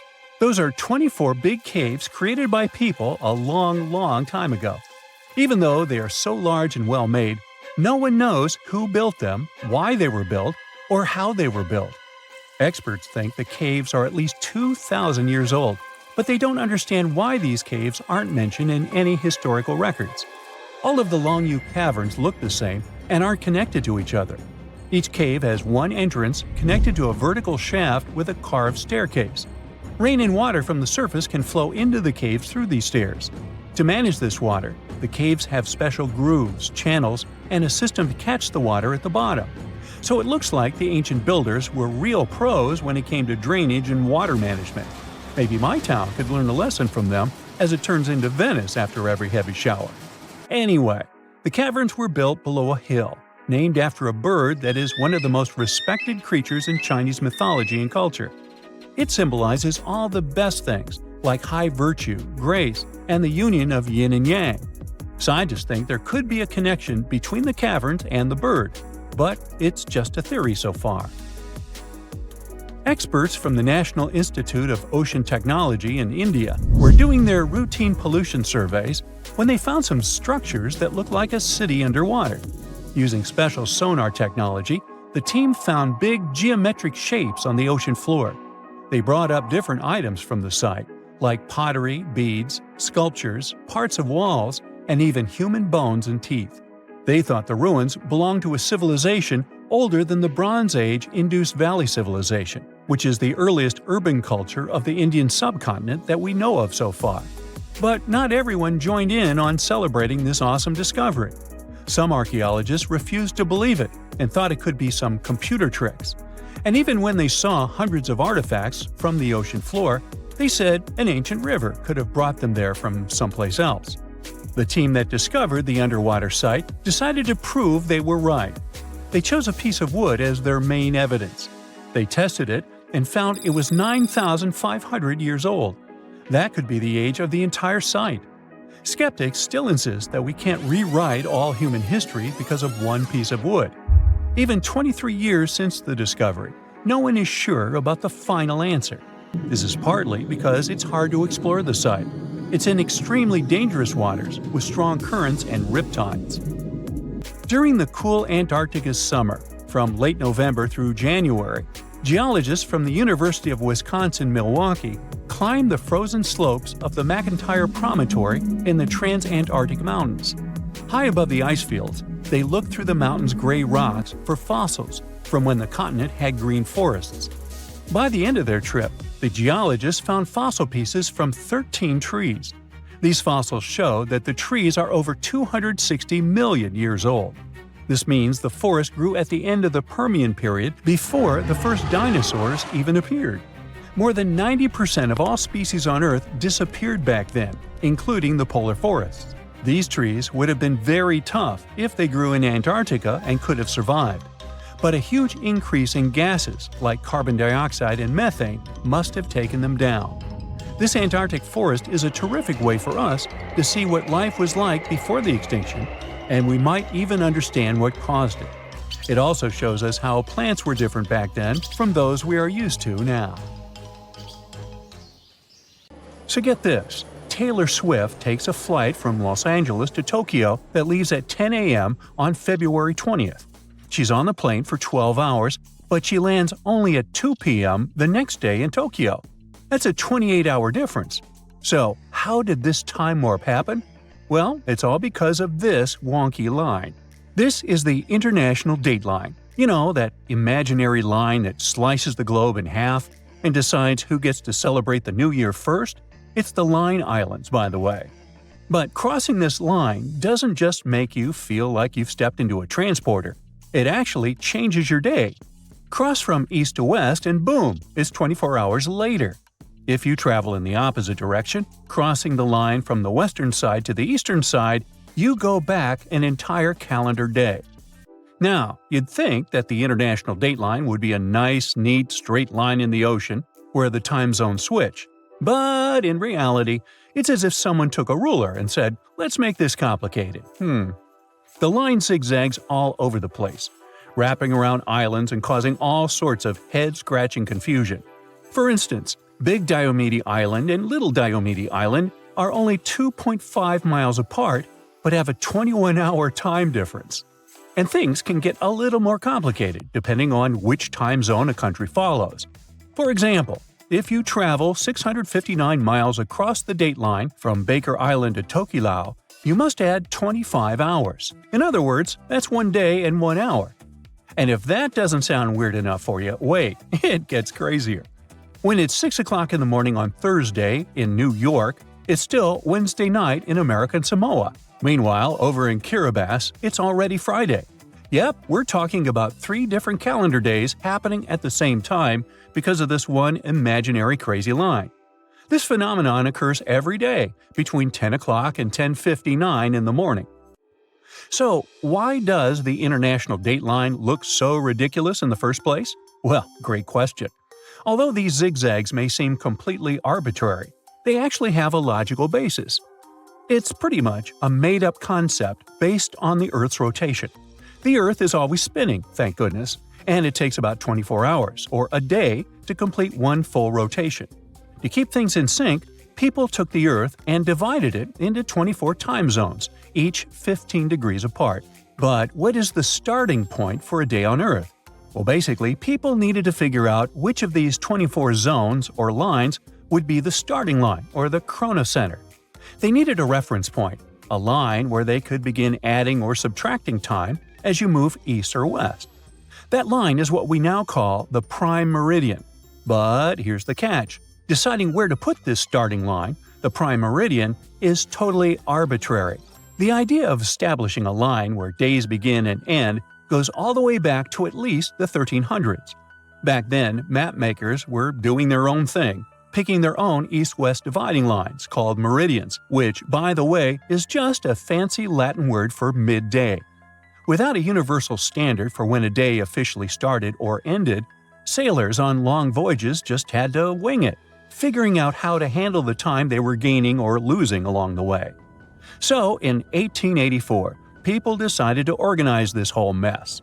25 nations gathered at the prestigious International Meridian Conference in the United States with one big goal: to decide on a line that would serve as the official prime meridian. Finally, like it or not, they were determined to create the international dateline that the whole world would accept and would follow from that point forward. The prime meridian was established in Greenwich, England, and the international dateline was placed on the opposite side, running through the 180th meridian. Well, sounds simple, right? But that's when the nightmare really began. The chosen international dateline didn't just wander through uninhabited areas. Oh no! It split some countries in half and created all sorts of chaos. I mean, if you divide the world with a completely straight vertical line, you end up with situations where half of a country is 1 day ahead and the other half is 1 day behind. Take Kiribati, for example. The country is primarily centered in the Gilbert Islands, which sits just west of the international dateline. However, in 1979, their territory got a little bigger with the Phoenix and Line Islands, which are way east of the dateline. Suddenly, Kiribati was straddling the international dateline. This created a bit of a headache for businesses. Folks on either side could only communicate by radio or phone for 4 weekdays a week. Now, to fix this quirky situation, Kiribati decided to skip Saturday, December 31st, 1994, right off the calendar. So Friday, December 30th, turned into Sunday, January 1st, 1995. And just like that, New Year's Day came a day early. Woohoo! After that, the dateline moved eastward to go around the entire country. So the same thing that happened to Kiribati happened to other countries as well. For example, when they got to the Aleutian Islands in Alaska, yep, the line made another detour to include them. And when they got south of the equator, well, guess what? Another eastward bend to cover even more islands. And that's pretty much why the straight line started to get a bit ziggy-zaggy. This wonky line is designed to avoid land as much as possible, so there's less hassle when it comes to changing days. So, no, you can't stand between the international dateline, like having one foot in one day and the other in the next. But you can cross it by boat. In fact, some fancy trans-Pacific cruises even offer a time travel package for adventurous travelers who want to cross the line and jump into the future. Now, in the end, the international dateline looks this ridiculous because it was constructed based on a series of arbitrary decisions, historical quirks, and a whole lot of confusion.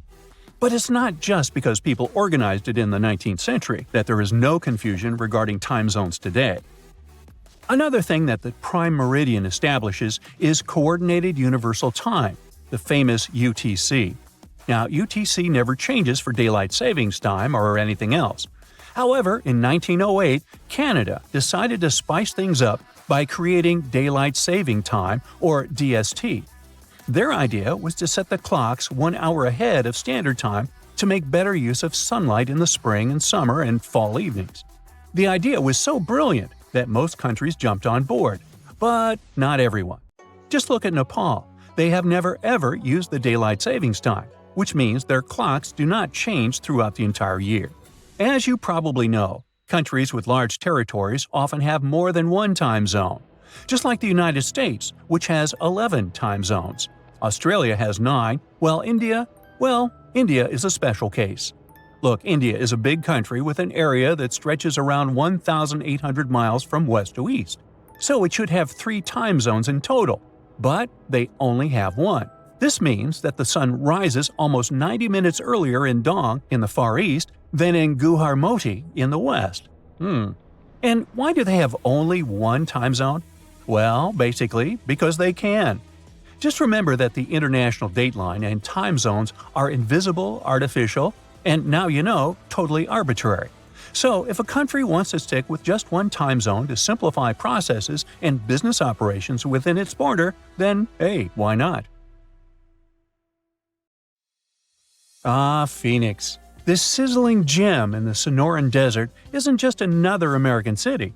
It's more like a giant oven where you can throw a party, as long as you don't forget the ice. Seriously, if you find yourself here in the summer, brace yourself for some serious heat. We're talking about temperatures that regularly pass 100 degrees. And in 2024, Phoenix hit 110 degrees 55 times during the summer, tying the record set just the year before. Now, I get it if you're not a fan of hot weather, but apparently a lot of people love living in a sauna. Phoenix ranks as the 5th largest city in the United States, and it is the capital and most populous city in Arizona, with 1.7 million residents as of 2024. And if we're talking about the metropolitan area, also known as the Valley of the Sun, the population is almost 5 million. Yet, good luck finding someone actually born here. Out of every 4 Phoenix residents, 3 were born somewhere else. Believe it or not, Phoenix wasn't always this bustling, crowded place. It became one. A few decades ago, it was just a sleepy little dot on the map. Back in the 1940s, the population was around 65,000. It wasn't even close to cracking the top 100 list of the largest U.S. cities. Now, at that time, Phoenix was mostly an agricultural hub, and its economy revolved around what they called the 5 C's: cotton, citrus, cattle, climate, and copper. But things really started to change in the 1950s thanks to one life-changing invention. Drumroll please? The air conditioner. Actually, it was the portable version that came out in 1945, created by an American inventor named Robert Sherman. Phoenix residents owe a lot to Robert for making life bearable during scorching summers. Before AC, people in Phoenix would literally move their beds outside and build sleeping porches. They'd protect that kind of outdoorsy space with light curtains or some kind of net to keep the dust and bugs out. Fun. Anyway, the point is that the air conditioner played a big part in making Phoenix an easier place to live. Since the 1940s, this city in Arizona has transformed from a dusty little town into a sprawling urban jungle, and it's still one of the top 10 fastest-growing metro areas in the U.S.